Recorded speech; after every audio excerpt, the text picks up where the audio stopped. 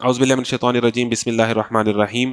اب جو ہمارے آن لائن اسٹوڈنٹس ہیں ان سے بھی یہ گزارش ہے کہ جو ٹیسٹ کا کرائٹیریا تھا وہ ہم نے کل والے سیشن میں بتا دیا ہے۔ اب آپ کوشش یہ کریں گے جو ریمیننگ ٹیسٹ ہیں ان میں پورے نمبر لیں، اپنا جو فیڈ بیک ہے وہ آپ ای میل پہ شیئر کریں لازمی۔ اور اس کے ساتھ ساتھ آپ لوگوں کے لیے بھی اور جو آن لائن اسٹوڈنٹس ہیں ان کے لیے بھی ایک چیز ہے کہ یہ قرآن کلاس سرٹیفکیٹ کے لیے نہیں ہے، یہ قرآن کلاس قرآن کو سمجھنے کے لیے ہے۔ اگر آپ میں سے کسی کی اٹینڈنس ایک کی اوپر نیچے ہوتی ہے تو بجائے اگر وہ اس پہ رو رہا ہے تو پھر اس نے قرآن سے کچھ حاصل نہیں کیا۔ قرآن پڑھنے کے بعد تو یہ چیزیں لیس امپورٹنٹ بلکہ کوئی حیثیت نہیں رکھتی کہ جی سرٹیفکیٹ ملا ہے کہ نہیں ملا، نمبر آئے ہیں یا نہیں آئے۔ تو میں تو یہی سمجھوں گا کہ اگر پوری قرآن کلاس لینے کے بعد ٹینشن سرٹیفکیٹ ہی کی ہے تو پھر آپ نے قرآن سے کچھ حاصل نہیں کیا۔ یہ تو بس ایک فارمیلٹی ہوتی ہے، ایک لوگوں کو انکریج کرنے کا ذریعہ ہوتا ہے۔ تو اس لیے اگر کسی کے ٹیسٹ کا پھر بھی کوئی ایشو بن گیا ہے اور کوئی خدا نخواستہ کوئی ایسا ایشو بن گیا ہے کہ وہ نہیں کر پایا ایک دو ٹیسٹ، تو پھر ختم ہوگی بات۔ میکسیمم یہی نقصان ہوگا کہ سرٹیفکیٹ نہیں ملے گا۔ قرآن تو آپ نے سن لیا، قرآن تو آپ نے سمجھ لیا، تو اس لیے اصل بات یہ ہے کہ اس سے آپ نے کیا حاصل کیا اور آپ کا اپنی زندگی میں کیا کرنے کا ارادہ ہے۔ تو اس لیے اگر سرٹیفکیٹ یا ایسی کوئی چیز اینڈ پہ نہیں ملتی تو یہ کوئی ایشو نہیں ہے۔ اصل چیز تھی قرآن کو سمجھنا، قرآن کو پڑھنا، وہ آپ کو مل گیا ہے اور یہی سب سے بڑی نعمت ہے۔ تو بسم اللہ الرحمن الرحیم، آج ہمارا کل کا بھی اعلان کر دوں، کل ہمارا سب سے ایکسکلوسیو سیشن ہے سورہ یوسف پر، اور میری یہ گزارش ہوگی کہ آپ لوگ ڈبل ٹرپل حاضری کے ساتھ آئیں، آن لائن میں بھی اور آن سائٹ میں بھی۔ ایک دن کل جتنوں کو بھی لا سکتے ہیں کہ بھئی ایک دن لازمی اٹینڈ کریں، انشاءاللہ بہت زبردست سیشن ہوگا۔ اور اب آپ آ جائیں سورہ حجرات میں پارہ نمبر 26، اور پارہ نمبر 26 میں سورہ حجرات کے دوسرے رکوع سے ہم شروع کر رہے ہیں۔ پرسنالٹی ڈیولپمنٹ کے حوالے سے بڑی ضروری صورت ہے۔ اعوذ باللہ من الشیطان الرجیم، بسم اللہ الرحمن الرحیم۔ رکوع دوسرے سے میں 2 آیتیں پیچھے سے شروع کر رہا ہوں جو کہ ضروری ہیں پڑھنی۔ تو 2:20 ہو رہے ہیں یہاں پر، اور سورہ الحجرات پارہ نمبر 26 اور دوسرا رکوع سے 2 آیتیں پیچھے۔ وَإِن طَائِفَتَانِ مِنَ الْمُؤْمِنِينَ اقْتَتَلُوا فَأَصْلِحُوا بَيْنَهُمَا فَإِن بَغَتْ إِحْدَاهُمَا عَلَى الْأُخْرَى فَقَاتِلُوا الَّتِي تَبْغِي حَتَّى تَفِيءَ إِلَى أَمْرِ اللَّهِ فَإِن فَاءَتْ فَأَصْلِحُوا بَيْنَهُمَا بِالْعَدْلِ وَأَقْسِطُوا إِنَّ اللَّهَ يُحِبُّ الْمُقْسِطِينَ إِنَّمَا الْمُؤْمِنُونَ إِخْوَةٌ فَأَصْلِحُوا بَيْنَ أَخَوَيْكُمْ واتقوا الله لعلكم ترحمون يا أيها الذين آمنوا لا يسخر قوم من قوم عسى أن يكونوا خيرا منهم ولا نساء من نساء عسى أن يكن خيرا منهن ولا تلمزوا أنفسكم ولا تنابزوا بالألقاب بئس الاسم الفسوق بعد الإيمان ومن لم يتب فأولئك هم الظالمون يا أيها الذين آمنوا اجتنبوا كثيرا من الظن إن بعض الظن إثم ولا تجسسوا ولا يغتب بعضكم بعضا أيحب أحدكم أن يأكل لحم أخيه ميتا فكرهتموه واتقوا الله إن الله تواب رحيم يا أيها الناس إنا خلقناكم من ذكر وأنثى وجعلناكم شعوبا وقبائل لتعارفوا إن أكرمكم عند الله أتقاكم إن الله عليم خبير۔ لے جی، اس صورت کی جو تفسیر ہے، جس طرح کہ آپ کو نظر بھی آ رہا ہے کہ ہر آیت کی اتنی لمبی لمبی تفسیر ہے کہ مجھے دوسری آیت پر پہنچنے میں ٹائم لگ رہا ہے۔ تو خیر، آپ لوگوں کا، ہمارا مقصد تھا آپ کو قرآن سے کنیکٹ کرنا۔ یہ قرآن کلاس ختم ہونے کے بعد آپ کا تعلق قرآن سے نہ ختم ہو، اب آپ کوئی تفہیم، کوئی تفسیر کھول لیں اور قرآن کو جو ہے وہ پڑھنا شروع کر دیں۔ یہ اصل چیز ہے کہ جو آپ کو اس سے حاصل ہو، کہ آپ قرآن سے کنیکٹ ہو جائیں اور آپ اپنے ہر مسئلے کا سلوشن قرآن سے نکالیں، قرآن سے بات کریں، قرآن سے گائیڈ لائن لیں اور اپنی زندگی کو قرآن کے مطابق ڈھالیں۔ اس میں پیچھے تو ایک بات آ جاتی ہے، اس آیت کو میں نے تلاوت تو نہیں کیا لیکن بڑی ضروری ہے کہ یا ایھا الذین آمنوا ان جاءکم فاسق بنبأ فتبینوا ان تصیبوا قوما بجہالۃ فتصبحوا علی ما فعلتم نادمین. سورہ الحجرات کی 6 نمبر آیت میں نے پڑھی ہے. اے لوگوں جو ایمان لائے ہو، اگر کوئی فاسق تمہارے پاس کوئی خبر لے کر آئے تو تحقیق کر لیا کرو، کہیں ایسا نہ ہو کہ تم کسی گروہ کو نادانستہ نقصان پہنچا بیٹھو اور اپنے کیے پر پشیمان ہو.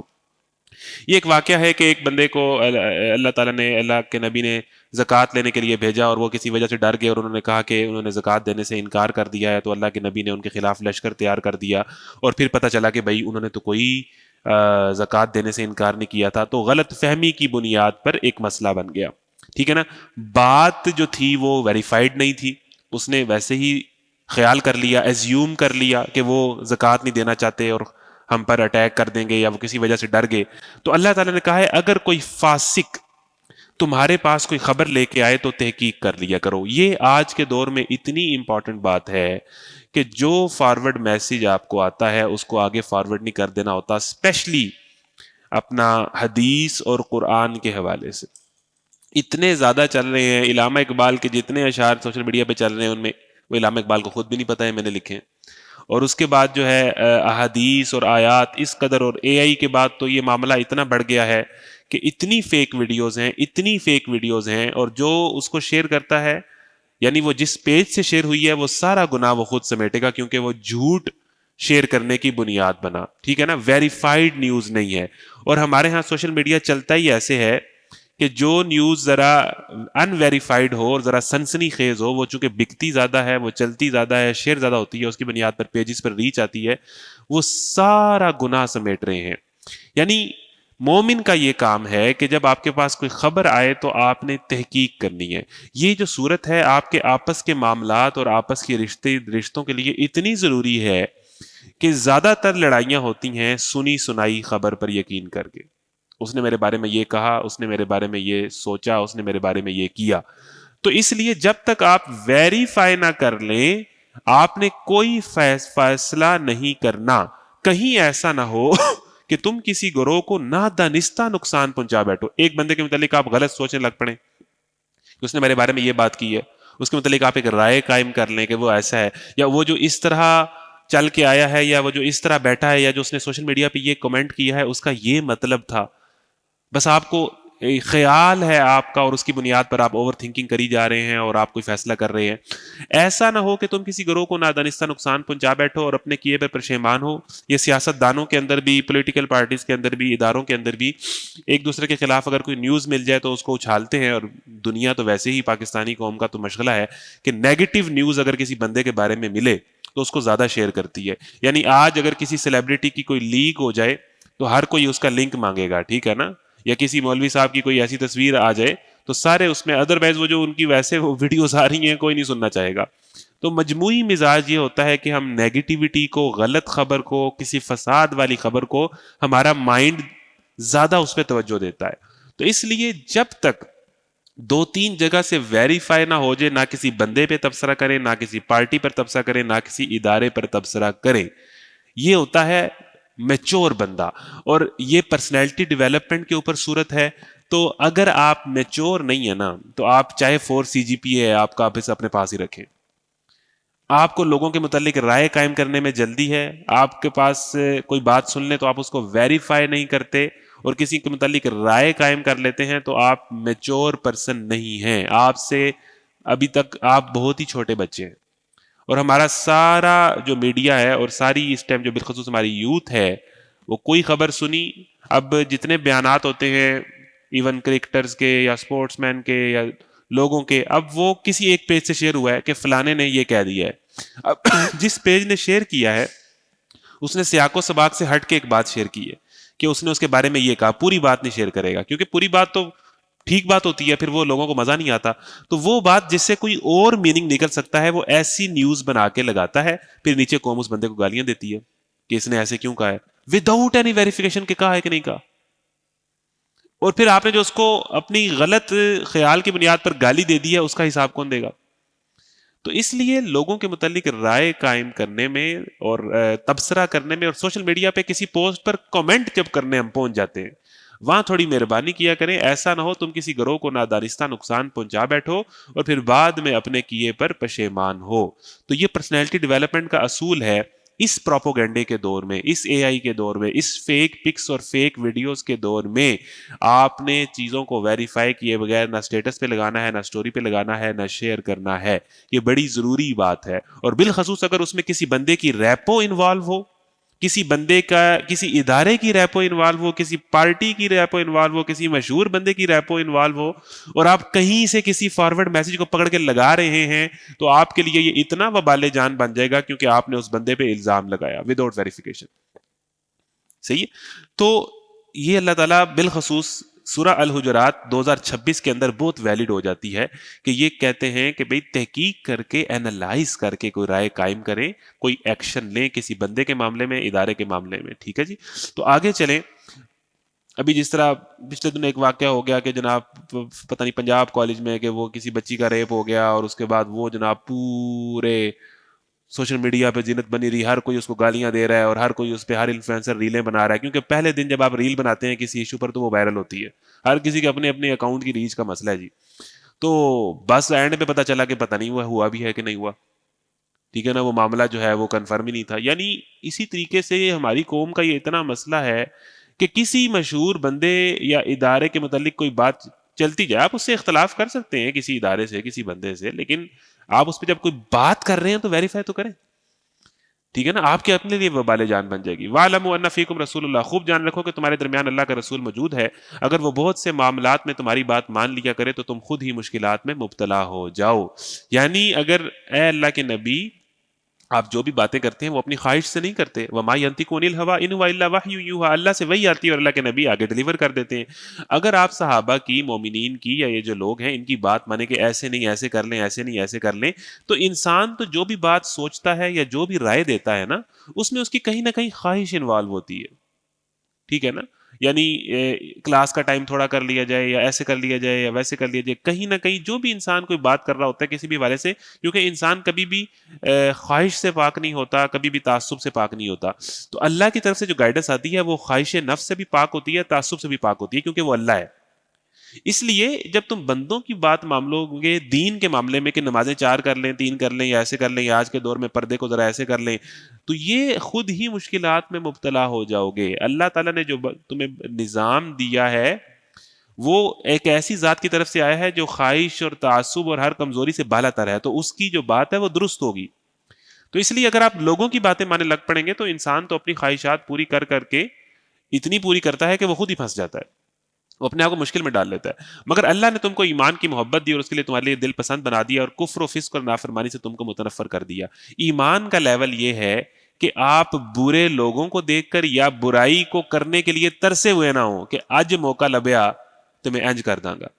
بندہ مومن وہ ہوتا ہے کہ جس کے اندر ایمان کی محبت ہوتی ہے، قرآن کی محبت ہوتی ہے، دین کی محبت ہوتی ہے، دین کے احکام سے محبت ہوتی ہے، وہ ان کو اون کرتا ہے، اور اس کی نافرمانی، جو کفر اور فسق اور نافرمانی کے کام ہیں، اس طرح کی ایکٹیویٹیز ہیں، وہ بندہ مومن ان سے متنفر ہوتا ہے، نفرت کرتا ہے، ان کے لیے ترساوا نہیں ہوتا کہ کاش ہم بھی گورے ہوتے اور ویسٹ میں ہوتے اور ہمیں یہ کرنے کے موقع مل جاتے اور ہمارے ہاں یہ چیز حرام نہ ہوتی۔ بندہ مومن کو ایمان سے محبت ہوتی ہے اور حرام سے نفرت ہوتی ہے۔ اس لیول پہ اپنے آپ کو لائیں، ٹھیک ہے جی۔ ایسے ہی لوگ اللہ کے فضل و احسان سے راستوں اور علیم و حکیم ہیں۔ اچھا، پھر پرسنالٹی ڈیولپمنٹ میں ایک اور بات، اگر اہل ایمان میں سے 2 گروہ آپس میں لڑ پڑیں تو ان کے درمیان صلح کراؤ۔ ہمارے ہاں پاکستان میں کیا ہے کہ 2 بندے لڑ پڑیں تو تیسرے کا کیا کام ہے؟ ویڈیو بناؤ۔ 2 بندے جب لڑ پڑیں تو ہر 2 میں سے تیسرے کا رول یہ ہے کہ وہ صلح کرائے۔ اور نبی کریم صلی اللہ علیہ وسلم کی ایک حدیث ہے کہ آدمی کے لیے یہ جائز نہیں ہے کہ وہ کسی سے 3 راتوں سے زیادہ بول چال بند رکھے۔ اور پھر آگے فرمایا کہ جب ملتے ہیں تو ایک منہ ادھر کر لیتا ہے، ایک منہ ادھر کر لیتا ہے، اور پھر فرمایا کہ ان میں سے بہتر وہ ہے جو سلام میں پہل کرے، اپنی ایگو کو سائڈ پہ رکھ کے، ناراضگی اگر ہو گئی ہے تو آگے بڑھ کے سلام میں پہل کرے۔ اچھا، یہ بڑی سمپل سی بات ہے کہ ہمارے ہاں یہ جو بچے ہیں بڑی چھوٹی چھوٹی باتوں پہ ان کی لڑائیاں ہو جاتی ہیں، ٹھیک ہے نا، تو نے مجھے جو ہے وہ پیچھے سے پین کی نیب کیوں چبوئی ہے، ٹھیک ہے، اور اسی طریقے سے تو نے میری کاپی پہ لائنیں کیوں ماری ہیں، اور بالخصوص خواتین کی اگر آپ لڑائیاں دیکھیں تو آپ ہنس ہنس کے پاگل ہو جائیں کہ جس موضوعات پہ ان کی آپس میں بحث ہوتی ہے، لڑائی ہوتی ہے اور ناراضگی ہوتی ہے. ایک تو یہ اممیچورٹی کی علامت ہے کہ چھوٹی چھوٹی بات پہ اوفینڈ ہو جانا، ناراض ہو جانا، منہ بنا لینا. نمبر 1 اس پہ بھی ہم بات کریں گے آج کے لیکچر میں. آج سارا پرسنالٹی ڈیولپمنٹ پر ہے. دوسرا کہ اگر کسی گروپ میں 2 کی لڑائی ہو گئی ہے تو تیسرا مزے کیوں لے رہا ہے؟ تیسرے کی ڈیوٹی اسلام نے لگا دی ہے. ہر 2 میں سے تیسرے کی ڈیوٹی یہ ہے کہ اگر 2 بندوں کے درمیان ناراضگی ہے، بول چال بند ہو گئی ہے، نہیں بات کر رہے، خود تو وہ نہیں آئے گا، ظاہر ہے اس کی تو ایگو ہے، وہ تو نہیں بولے گا. تیسرے کی ڈیوٹی ہے کہ ان دونوں کا پیچ اپ کرائے کسی طریقے سے. کیونکہ یہ بات آپ نے محسوس کی ہوگی کہ اگر آپ کے کسی سے بول چال تھی اور پھر آپ کی کوئی ناراضگی بنی اور بند ہوگی، اور بعض اوقات بول چال بند ہوئے اس طرح بند ہوتی ہے کہ 2 سال 3 سال ایک ہی کالج میں پڑھتے ہیں، ایک ہی یونیورسٹی میں پڑھتے ہیں، بات ہی نہیں کرتے. اب یہ کنفرم بات ہے کہ دونوں خوش نہیں ہوتے. جن 2 کی لڑائی ہوئی ہوتی ہے وہ دونوں ایک دوسرے کو مس بھی کر رہے ہوتے ہیں، دونوں ایک دوسرے کو یاد بھی کر رہے ہوتے ہیں، دونوں یہ چاہ رہے ہوتے ہیں کہ کسی دن آئے اور یہ مجھ سے سلام میں پہل کر لے. اور دونوں نے شو یہ کرانا کہ مجھے کوئی فرق نہیں ہے. وہ جا کے کسی ہوٹل پہ جا کے کوئی فوٹو لگائے گا کہ میں تو دوستوں میں بڑا پارٹی کر رہا ہوں، دوسرے کو دکھائے گا مجھے تیرے بغیر کوئی مسئلہ نہیں ہے. خود سے جھوٹ بولتے ہیں. ہر جس لڑائی میں جس میں آپ کا تھوڑا سا اچھا تعلق ہو اور اگر آپ کی بول چال بند ہو گئی ہے تو یہ انڈرسٹوڈ بات ہے، یہ کوئی فیک کرنے والی بات نہیں ہے کہ دونوں ہی پریشان ہوتے ہیں، شو نہیں کراتے. وہی والی گل ہے کہ تہاڈی اکھاں دیاں لالیاں دسدیاں نے، روئے تسی بھی ہو روئے اسی بھی ہیں، دونوں ہی روتے ہیں. تو یہ اگر 2 میں بول چال بند ہوگی ہے، ناراضگی ہوگی ہے، تو یہ تیسرے کی ڈیوٹی ہے کہ جب تک ان کا پیچ اپ نہ ہو جائے ان کی صلح کرائے. ان کو چاہے وہ جتنا کہ نہیں جی میں نہیں، میرے لیے مر گیا ہے اور میں نے نہیں کرنا، تیسرے کی ڈیوٹی ہے کہ وہ صلح کرائے. اور اگر یہ ہو جائے تو یہ جو چھوٹی عمر میں آپ نے غم پالے ہوتے ہیں نا، میں لڑکیوں کی بات کر رہا ہوں، لڑکے اور لڑکی کی بات نہیں کر رہا کہ پیچ اپ کرا دیں، ٹھیک ہے نا. میں لڑکی، یہ جو آپ کے آپس میں فرینڈز ہوتے ہیں، تو اس کے اندر بلا وجہ آپ ایک ایڈڈ ٹینشن اپنے ذہن پہ ڈال لیتے ہیں، کسی سے لڑائی بنا کے، کسی سے ناراضگی بنا کے. پھر جب آپ سٹڈیز کر رہی ہیں آپ کے ذہن میں آ رہا ہے، آپ کا فوکس نہیں بن رہا.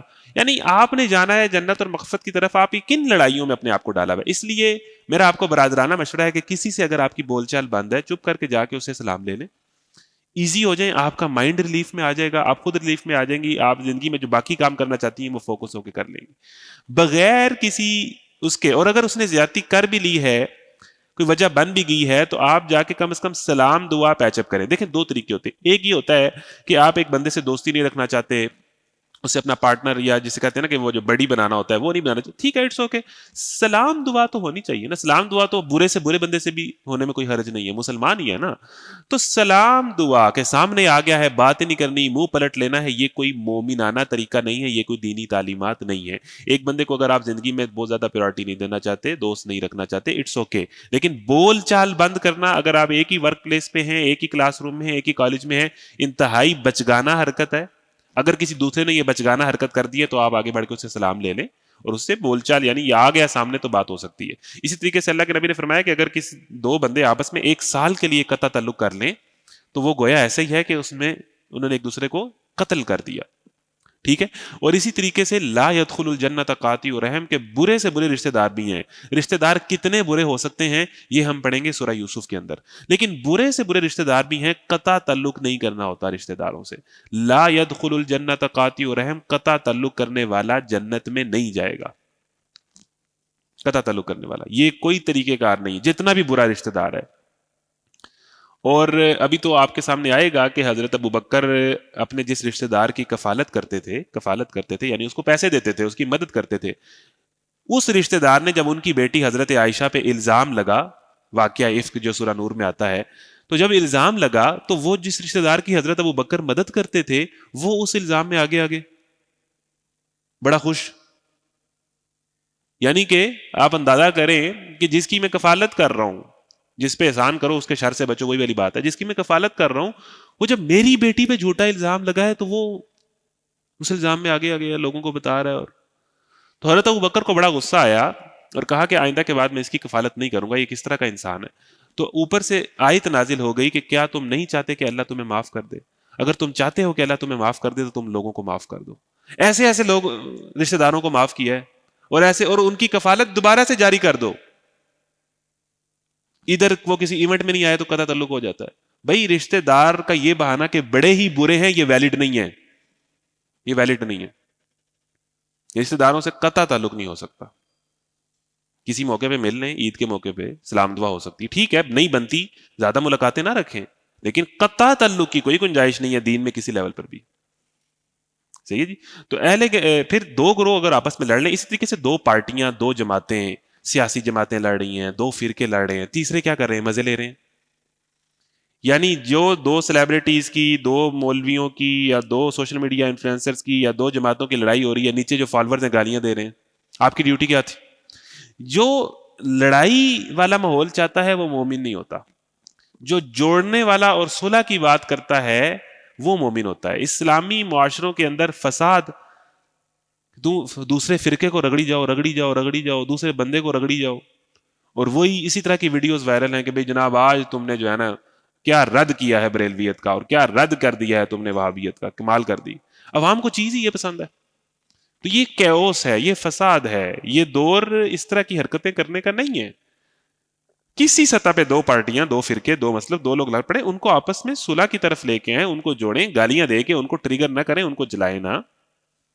پھر اگر ان میں سے ایک گروہ دوسرے سے زیادتی کرے تو زیادتی کرنے والے سے لڑو. اب یہ ایک اہم بات ہے کہ اسلامی معاشرے کی یہ ذمہ داری ہے کہ ایک ہوتا ہے کہ اس طرح صلح کرا دیں, جس طرح ہمارے ہاں اکثر سسرال میں ہوتا ہے کہ کوئی نہیں جی وہ بس غصے میں آ گیا تھا تو اس نے آپ کو گالی دے دی ہے تو صبر کر لو بیٹا. اکثر خواتین کے ساتھ یہ ہوتا ہے, اور بس معاف کر دو. یہ صبر جو ہے نا, یہ جو پاکستانی صبر ہے, ایک پاکستان والا صبر ہے, ایک قرآن والا صبر ہے.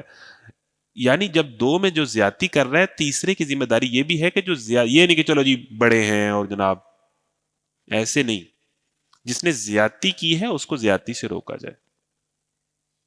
اور یہاں تک بات ہے کہ اگر زیادتی کرنے والا باز نہ آئے تو مسلم معاشرے کی ذمہ داری ہے کہ وہ اس کو پریشرائز کر کے کہ بندے کا بچہ بن, اس سے لڑیں, وہ اللہ کے حکم کی طرف پلٹا. یہ نہیں کہ بغیر آپ کہ بھائی چلو کوئی نہیں معاف کر دو خیر ہے ہو گیا ہے. ایسے صلحیں جو پاکستان میں ہوئی ہوئی ہیں رشتہ داروں کی, میاں بیویوں کی اور ساروں کی, یہ کبھی بھی رشتوں میں محبت تو نہیں رہنے دیتی. ایک نفرت اور بغض اور حسد رہتا ہے, اور وہ کسی نہ کسی موقع پہ نظر آتا ہے جب زبردستی یہ حرکتیں ہوتی ہیں. تو یہ کوئی طریقہ کار نہیں ہے کہ پریشرائز کر کے, پریشرائز اس کو کرنا چاہیے جس نے زیادتی کی ہوئی ہے اور نظر آ رہا ہے تیسرے کو کہ یہ زیادتی کر رہا ہے. پھر اگر ان میں سے ایک گروہ دوسرے گروہ سے زیادتی کر رہا ہو تو زیادتی کرنے والے سے لڑو یہاں تک کہ وہ اللہ کے امر کی طرف آ جائے. اس کا مطلب یہ ہے کہ مومنین میں, مسلمانوں میں جتنے بھی معاملات ہوں گے, جتنے بھی تنازعات ہوں گے, جتنے بھی ان کے افیئرز ہوں گے, ان سب کا فیصلہ کون کرے گا؟ امر اللہ, اللہ کے حکم کی طرف. یعنی دین صرف نمازیں اور فقہی مسائل اور وضو کیسے ٹوٹتا ہے یہ نہیں بتاتا. دین آپ کے مسلمانوں کے معاشروں کے تمام مسائل کا حل اللہ کے حکم, اللہ کی امر کی طرف ہے. یہ آپ کے تمام سوشل افیئرز, پولیٹیکل افیئرز جتنے ہیں, اکنامیکل افیئرز, وہ اللہ نے بتائے ہوئے. تو ہر مسئلے کا جو فیصلہ ہے, نہیں یہ بات تو دین میں نہیں ہوگی, یہ بات تو قرآن میں نہیں ہوگی, یہ تو بڑی اور طرح کی بات ہے. نہیں, انسانوں کے تمام مسائل, قرآن ایک پورا دین ہے, اللہ کے حکم کی روشنی میں ہی ہوں گے. اور کوئی نہیں ہے کہ بھی وہ بڑا بندہ ہے اور بڑا ایکسپیرینس بندہ ہے. اگر اللہ کے حکم اور اللہ کی شریعت کی حدود کے یوتھ کے اندر فیصلے ہوں گے, اس سے باہر نہیں کیے جا سکتے. پھر اگر وہ پلٹ آئے, یعنی جس گروہ نے زیادتی کی اگر وہ باز آ جائے, تو ان کے درمیان عدل کے ساتھ صلح کرا دو. یعنی اگر صلح ہو گئی ہے, عدل ہو گیا ہے, تو پھر آپس میں ساری زندگی کے لیے بول چال بند نہیں ہوگی, صلح ہو جائے گی. وہ پچھلی چیزیں ختم ہو جائیں گی, جو ہوا سو ہوا. یہ نہیں کہ جب صلح ہو گئی ہے, عدل ہو گیا ہے, معاملہ سارٹ ہو گیا ہے, تو اب آپ نے اس کی طرف بات نہیں کرنی اور ساری زندگی اس کو گالیاں ہی دینی ہے. تو یہ ساری چیزیں دین کی تعلیمات ہیں. اور ایسا معاشرہ جس میں جس محلے میں لڑائی ہو, جس گھر میں لڑائی ہو, جس دوستوں کے گروپ میں لڑائی ہو, جہاں پر موٹر سائیکل اور گاڑی لگ گئے ہیں وہاں لڑائی ہو, وہاں اگر تیسرا ویڈیو بنانے کی بجائے اور مزے لینے کی بجائے اپنا رول ادا کرے جو اسے دین نے دیا ہے کہ صلح کرائے, مجھے بتائیں پاکستان امن کا گہوارہ نہیں بن جائے گا, جہاں پر ہر تیسرے کو پتا ہو کہ میرا رول ہے, میں نے لڑائی رکوانی ہے, پیچ اپ کروانا ہے. کہاں لڑائی رہ جائے گی پھر؟ کدھر ناراضگی رہ جائے گی؟ ہمارے گھروں کے, رشتہ داروں کے, جماعتوں کے سارے مسائل مجموعی طور پر جب ہمارا تیلی لگانے والا مزاج نہ ہو اور لڑانے والا مزاج نہ ہو, ادھر تو ہم ککڑوں کو لڑانے سے شروع کرتے ہیں, یہاں سے ایک مزاج ڈیولپ ہوتا ہے, پھر کتوں کی لڑائی کراتے ہیں. یعنی آپ کا قومی مزاج ہے دو کو لڑتے ہوئے دیکھ کے خوش ہونا، اور پھر کسی کا نقصان ہو تو پھر اس کا خوش ہونا. اس گندی سوچ اور گندے مزاج سے باہر نکلیں. ٹھیک ہے، لڑائی کیوس پسند، تنقید پسند، روسٹنگ کرتے رہنا، دوسرے کو ادھیڑ کے رکھ، دوسرے کی جناب کیا روسٹ کیا ہے جی، کیا جناب عزت اتار کے رکھ دی ہے، کیا جگتے ماری ہیں. یہ کون سا مومن ہے اور یہ کون سی پسند ناپسند ہے؟ تو جہاں پر تیسرے کا رول صلح کرانا ہے وہاں کوئی لڑائی نہیں ہوگی. وہ معاشرہ امن کا گہوارہ بن جائے گا اگر سورہ حجرات کی اس تعلیم، اس ایک آیت پر کوئی معاشرہ عمل کر لے، لڑائی ختم ہو جائے گی.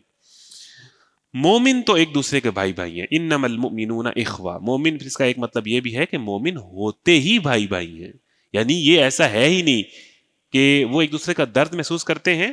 اخوت اس کو کہتے ہیں، چبے کانٹا جو کابل میں تو ہندوستان کا ہر پیر و جواں بےتاب ہو جائے.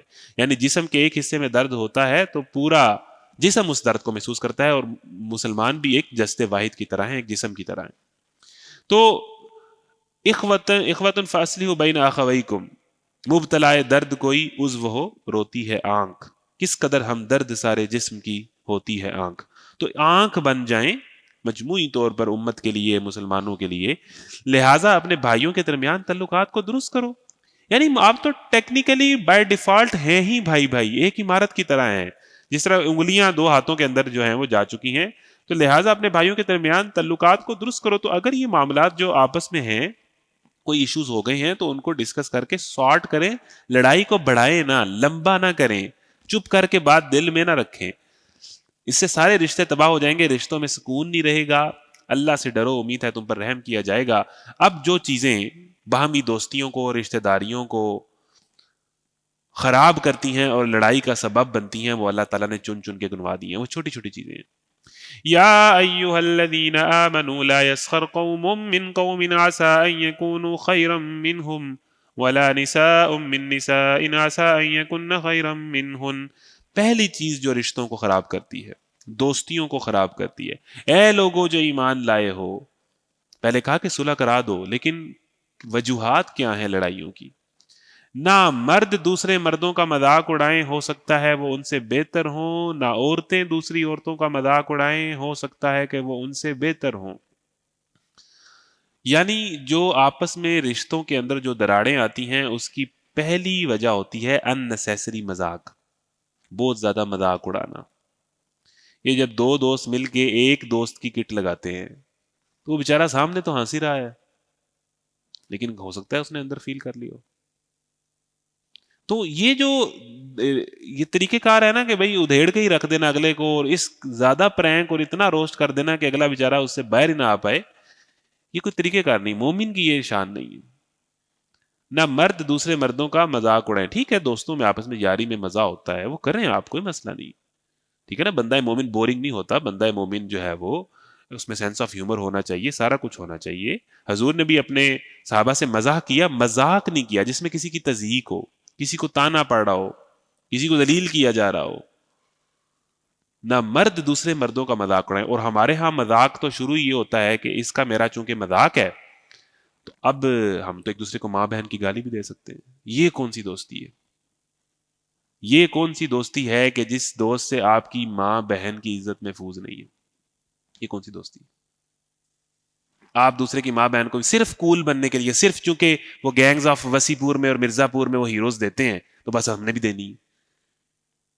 مطلب گالی کو ہم نے پڑھا، شیطان تمہیں کہتا ہے کہ تم نے یہ جو غلط حرکت کی ہے تم بڑے کول لگ رہے ہو، گالی کو کول بنایا کہ یہ تو بیڈ بوائز ہے نا، یہ گالی دیتے ہیں، یہ تو کوئی جناب گال دے کے گال شروع کرتا ہے.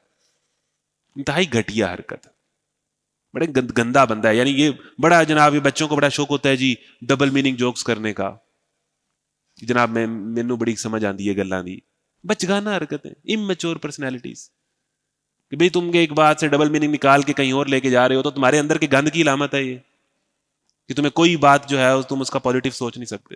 تو ان چیزوں پہ اپنے آپ کو بیڈ بوائے سمجھنا، کول بوائے سمجھنا انتہائی بچگانا حرکت ہے. شیطان نے تمہارے غلط اعمال کو تمہارے لیے مزین کیا ہوا ہے، اور اس طرح کے لوگوں سے انسپائر ہونا.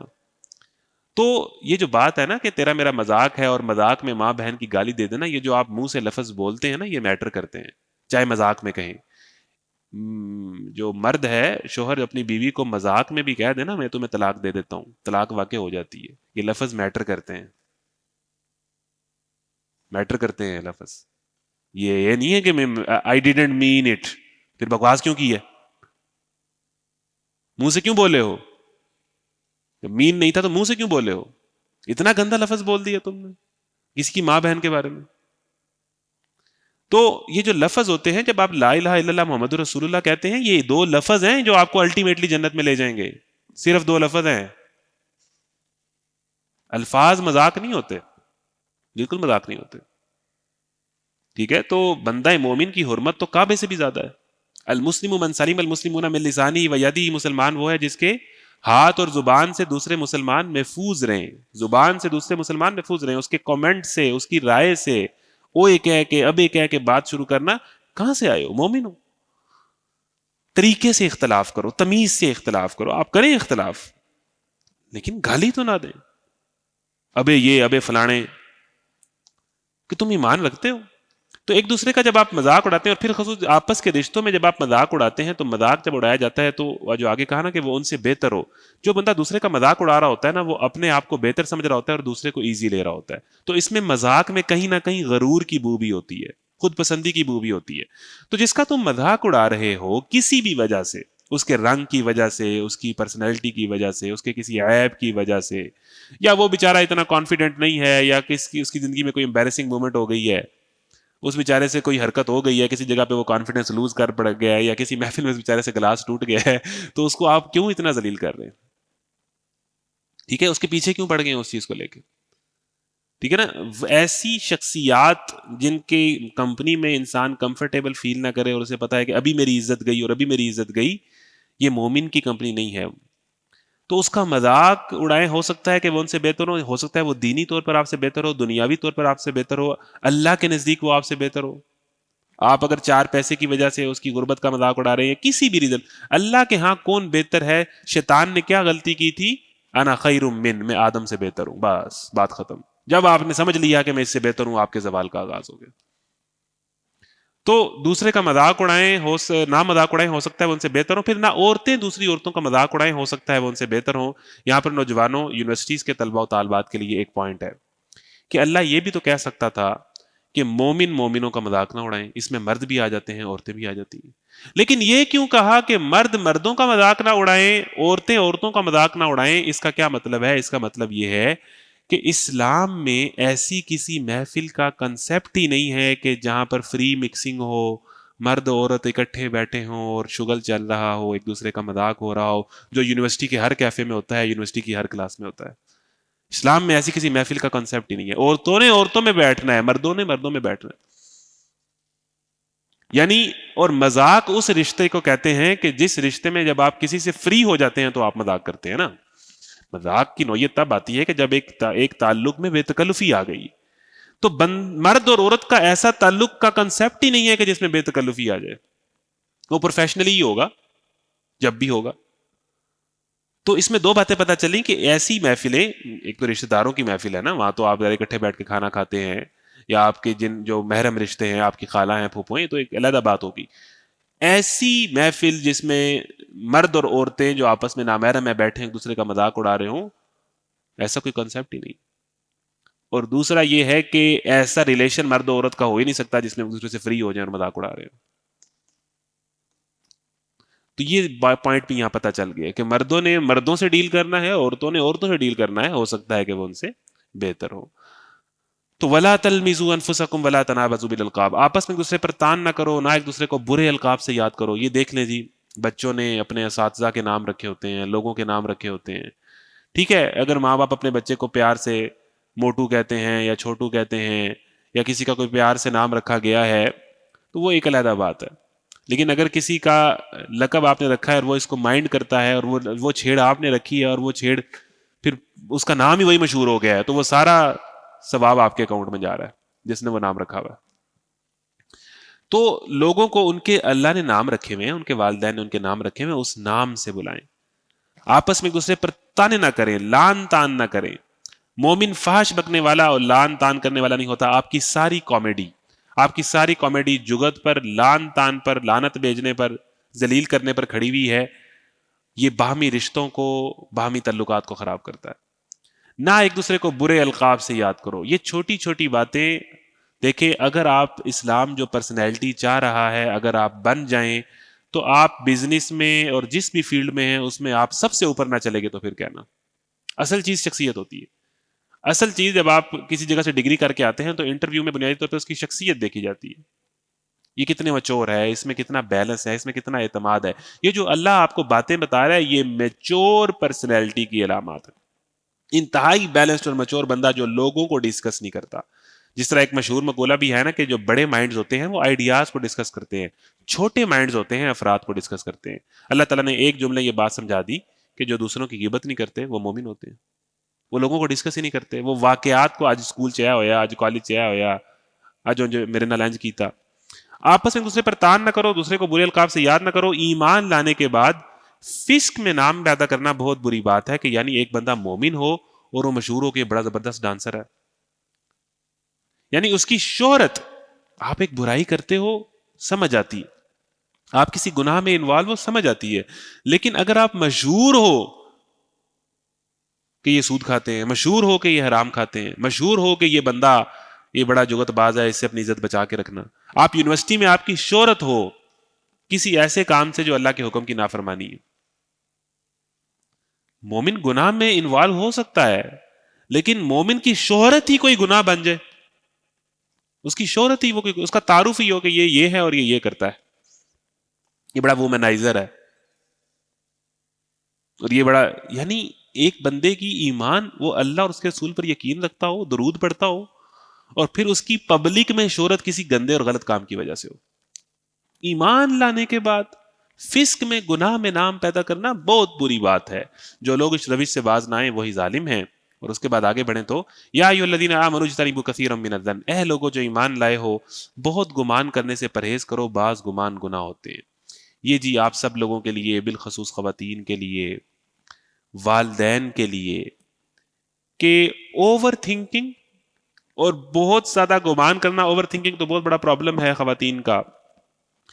رشتے ٹوٹ جاتے ہیں، تباہ ہو جاتے ہیں کہ جب آپ بات بات پہ شک کریں، بات بات پہ اس سے پوچھیں کہ کہاں سے آئے ہو، کہاں گئے ہو، ریکی کریں اور فالو کریں کہ اس نے جو اس کو میسج کیا ہے کیوں کیا، اس کا موبائل پکڑ کے دیکھنا شروع کر دیں، گھٹیا حرکات ہیں۔ یعنی اگر آپ جس کے ساتھ زندگی گزار رہے ہیں اگر آپ کو اس پہ ٹرسٹ ہی نہیں ہے تو ختم ہوگی بات۔ زبردستی اس کو اپنے ساتھ جوڑ کے کیا کرنا ہے؟ اگر وہ آپ کا نہیں ہے تو پھر ختم ہوگی بات، اور اگر وہ آپ کا ہے تو ٹرسٹ کریں۔ یعنی اپنے ہی کسی رشتے کو اس طرح بنا لینا، اتنا انسیکیور کر لینا کہ آپ اس پہ گمان کریں کہ اس نے جو یہ بات کی ہے اس کا یہ مطلب ہے، یہ جو اس ٹائم رات کو ادھر گیا ہوا ہے وہ یہ ہی کرنے گیا ہوگا، یہ جو لیٹ آ رہا ہے کچھ غلطی کر کے آ رہا ہے۔ ایسے رشتے نہیں چلتے۔ والدین کو اپنی اولاد کی تربیت کرنی چاہیے اور پھر ان پہ ٹرسٹ کرنا چاہیے۔ اگر وہ جا کے غلط کام کر کے آ رہا ہے تو آپ روک لیں گے اس کو؟ کیسے روک لیں گے؟ اس موبائل کے دور میں آپ اسے روک سکتے ہیں؟ آپ نہیں روک سکتے۔ آپ نے اپنی تربیت، خود اپنے آپ کو ٹھیک کرنا ہے، اس کی اچھی تربیت کرنی ہے اور پھر اس پہ ٹرسٹ کرنا ہے۔ جب اسے پتا ہوگا کہ ابا جی مجھ پہ ٹرسٹ کرتے ہیں تو اسے بھی اتنی شرم ہوگی کہ میں ٹرسٹ نہ توڑوں۔ رات کو آیا تو کچھ غلطی کر کے آیا ہوگا۔ اور پھر شوہر بیوی کے معاملات کے اندر بھی اوور تھنکنگ، گمان کرنا کہ یہ اس سے بات کر رہا ہوگا، اس کا مطلب یہ ہوگا، یہ کوئی اچھی صفت نہیں ہے، یہ انسیکیور بندے کی علامت ہے۔ اگر وہ کچھ غلط کر رہا ہے تو پھر تو اس کا اور آپ کا رشتہ ہے ہی نہیں۔ رشتے وفا کی بنیاد پر اور اعتماد کی بنیاد پر چلتے ہیں۔ اگر آپ نے شک کر کے ہی کنفرم کرنا ہے کہ یہ ٹھیک بندہ ہے کہ نہیں ٹھیک بندہ تو پھر رہنے دیں، پھر اس کو چھوڑ دیں، بہتر ہے۔ تو اے لوگوں جو ایمان لائے ہو بہت گمان کرنے سے پرہیز کرو، بعض گمان گناہ ہوتے ہیں، اکثر وسوسے شیطان کی طرف سے ہوتے ہیں۔ شیطان کا کام، شیطان کا، میں اب آپ کو کچھ دو باتیں بتا دوں کہ شیطان کے متعلق ریپیٹڈلی آیا ہے کہ یہ بھائیوں کے درمیان دشمنی ڈالتا ہے۔ پہلا قتل جو ہوا تھا حضرت آدم کے دو بیٹوں میں، بھائیوں کے درمیان دشمنی کس نے ڈالی؟ شیطان نے، قابیل اور حابیل والا واقعہ۔ پھر آپ دیکھ لیں کہ حضرت یعقوب نے اپنے بیٹے کو کہا کہ اس خواب کو اپنے بھائیوں سے شیئر نہ کرنا، شیطان انسان کا کھلا دشمن ہے، وہ تمہارے درمیان حسد اور دشمنی ڈال دے گا، شیطان۔ پھر اس کے بعد شیطان، ایک تو غالباً حدیث ہی ہے جو میں نے سنی ہے کہ شیطان اپنے چیلوں کو اکٹھا کرتا ہے اور وہ کہتا ہے کہ ایک کہتا ہے میں نے اس بندے سے زنا کروایا، اس کو شاباش ملتی ہے، ایک کہتا ہے میں نے شراب پلوائی، یعنی ہر کوئی بتاتا ہے کہ میں نے آج یہ کام کروائے. ایک بندہ کہتا ہے کہ جناب میں نے شوہر اور بیوی میں لڑائی کروا کے آیا ہوں. شیطان اس کے لیے اٹھ کے کلیپنگ کرتا ہے، یعنی یہ جو تم نے کام کیا ہے. اور یہ لڑائیاں کس بنیاد پر ہوتی ہیں؟ گمان کی بنیاد پر، شک کی بنیاد پر. تو شیطان کا کام ہے یعنی کہ رشتوں میں حسد ڈالنا اور رشتوں میں شک ڈالنا. یہ چیز ختم ہو جائے تو نہ گھر میں سکون رہتا ہے، نہ فیملی میں سکون رہتا ہے، کہیں سکون نہیں رہتا. تو ٹرسٹ کرنا سیکھیں. اور اچھا بندہ مومن کی یہ صفت ہے کہ لوگوں کی لیک پکچر کی، دیکھیں نا آپ مجموعی طور پر اس قوم کا حال دیکھیں کہ کسی بندے کی کوئی پکچر لیک ہو گئی ہے، اب اس کو دڑ دڑ شیئر کریں گے، مزے لیں گے، اس کا لنک جگہ جگہ. یہ آپ کو جب کوئی ویڈیو لیک ہوتی ہے، یعنی آپ یہ نہیں سوچتے کہ اس موبائل کے دور میں میری بھی تو کئی تصویریں ہیں میرے موبائل میں لیک ہو سکتی ہے. اگر آپ پر یہ آ گئی تو یہ بھی پچھلے دنوں ایک دو نام تھے جن کی کوئی تصویر لیک ہوئی، تصویر بھی اتنی بری نہیں تھی، بس یہ ہے کہ بنین میں کوئی تصویر آ گئی ہے یا کوئی ایسی آ گئی. اب پوری قوم اس کا مزہ. میں یہ سوچ رہا تھا کہ اس کو جس پیج نے شیئر کیا ہے اور جس پیج کی جتنی ریچ ہے، یہ اس کے لیے وہ بالے جان بن جائے گا. ایک بندہ پھنس گیا، اس کی کوئی تصویر لیک ہوگی ہے، کوئی بات لیک ہوگی، اب سارے اس کے مزے لے رہے ہیں اور بڑے بڑے پیجز اس کو شیئر کر رہے ہیں کیونکہ نیگیٹو بات پہ یہ قوم ہی ایسی ہے، ریچ تو ملتی ہے. یعنی کتنا بڑا اس نے گناہ کر دیا ہے ایک بندے کی اس طرح سر عام تذلیل میں اپنا حصہ ڈال کے. تو میں تو جب بھی میرا یہ اصول ہے کہ کوئی لیک پکچر اگر آ جائے، کوئی لیک ویڈیو اگر آ جائے، کوئی لیک آڈیو اگر آ جائے، اس کو نہ لائک کرتا ہوں نہ ریئیکٹ کرتا ہوں، کیونکہ ایک لائک آپ کا رول ادا کرتا ہے. نہ سیڈ ریئیکٹ کریں، نہ لو ریئیکٹ کریں، نہ ہار اگنور کریں. اس دور کے اندر تو ہے کسی کا بھی کچھ بھی لیک ہو سکتا ہے، سب کو پتا ہے کون کتنے پانی میں ہے. تو ڈرا کریں. یہ آپ کی میچورٹی کی علامت ہونی چاہیے کہ کسی بندے کا اگر وہ ایک تو اوپن سینر ہے، اگر اس کا کوئی گناہ ایکسپوز ہوا ہے تو من ستر مسلمن سترہ اللہ یوم القیامہ، جس نے پردہ پوشی کی، جس نے کسی بندے مومن کے پردے پر، عیب پر پردہ ڈالا، اللہ تعالیٰ قیامت کے دن اس کے گناہوں پر پردہ ڈالے گا. تو کیا آپ نہیں چاہتے کہ آپ کے تنہائی کے گناہ پہ پردے ڈال جائیں؟ تو اگر کسی کا پتہ چل گیا ہے تو اس کا مزہ لینا. اس دور کے اندر کہ جہاں پر ہر کوئی جو ہے سب کو پتا ہے کہ میں کتنے پانی میں ہوں، تو اتنی میچورٹی تو شو کریں. تو یہ مجموعی مزاج ہے اور بڑا برا مزاج ہے کہ کسی کے متعلق گمان کرنا، کسی کے متعلق اگر لیٹ سپوز اگر اس کی کوئی ایسی بات لیک ہو گئی ہے تو اس کے متعلق رائے قائم کرنا کہ مینوں پتا سی ہے، مینوں تو پتا سی. تو اپنے بارے میں بھی سوچیں آپ کیسے اگر کسی کو پتا چل گیا. پھر اس کے بعد ایک اور چیز دیکھیں کہ یہاں تک تعلیم ہے کہ اگر کسی بندے کے داڑھی سے شراب ٹپک رہی ہو نا، تو آپ یہی کہیں کہ اس بندے نے شراب پی نہیں ہوگی بلکہ اس کے منہ پہ کسی نے پھینکی ہوگی. جب تک آپ نے اسے پریکٹیکلی پیتے نہیں دیکھ لیا، سارے باکسز ٹک ہیں اس نے شراب پی. لیکن اچھے گمان کا لیول یہ ہے کہ جب تک آپ نے اسے دیکھا نہیں ہے پیتے ہوئے، آپ یہ سمجھیں گے کہ نہیں پی. اس طرح اچھا گمان رکھنا چاہیے لوگوں کے بارے میں. اب کسی بھی معاملے میں اگر آپ اچھا گمان رکھیں گے تو دوسرے ابھی خیال کرے گا کہ اگر یہ اتنا اچھا میرے بارے میں سوچتا ہے تو میں اس ٹرسٹ کا، اور بالخصوص رشتوں کے اندر. پھر اسی طریقے سے کسی کے متعلق رائے قائم کر لینا، کسی سے بات سن کے ولا تجسسوا، تجسس نہ کرو کہ اچھا اس کی ڈائری پڑھنا، اس کا موبائل کھول کے پڑھنا، اس کی کوئی چیز دیکھ لینا، اچھا پھر اس نے کون سی چیز اس نے لائک کی ہے، کہاں ریئیکٹ کیا ہے، یہ جو اسے کہتے ہیں سٹاک کرنا، فالو کرنا، دیکھتے رہنا. تجسس جو ہے منع کیا باقاعدہ کہ لوگوں کے متعلق تجسس نہ کرو، گھروں میں گھس کے نہ دیکھو کہ یہ کیا کر رہے ہیں. اور ہمارا تو فیملی ولاگنگ کیوں دیکھی جاتی ہے؟ کیوں دیکھی جاتی؟ اس کے گھر میں کیا ہو رہا ہے، اس کے گھر میں کیا ہو رہا ہے. اگر یہ ایک شوق ہے، حالانکہ کیا ہو رہا ہوگا اس کے گھر میں، لیکن یہ ہے کہ ایک شوق ہے کہ بھئی اندر لوگوں کی زندگیوں میں گھسیں کہ یہ کیا کرتے. مجموعی مزاج دیکھیں، ایسے ہی ہماری قوم اس لیول تک نہیں پہنچی. وقت کرتا ہے پرورش برسوں، حادثہ ایک دم نہیں ہوتا. تو یہ جو آپ یہ ویڈیوز دیکھتے نہیں جی بس میں تو for the sake of entertainment, یہ آپ کے اممیچور اور چھوٹے ہونے کی دلیل ہے. آپ بڑا بندہ نہیں بن سکتے جو آپ کو قرآن بنانا چاہ رہا ہے. ٹھیک ہے، تو گمان سے بچیں. اور لوگوں نے وہ کیا کرتے ہیں ان کی پرائیویٹ زندگیوں میں گھس کے کہ وہ کس طرح کے ہیں, یہ جناب بہت شوق ہے.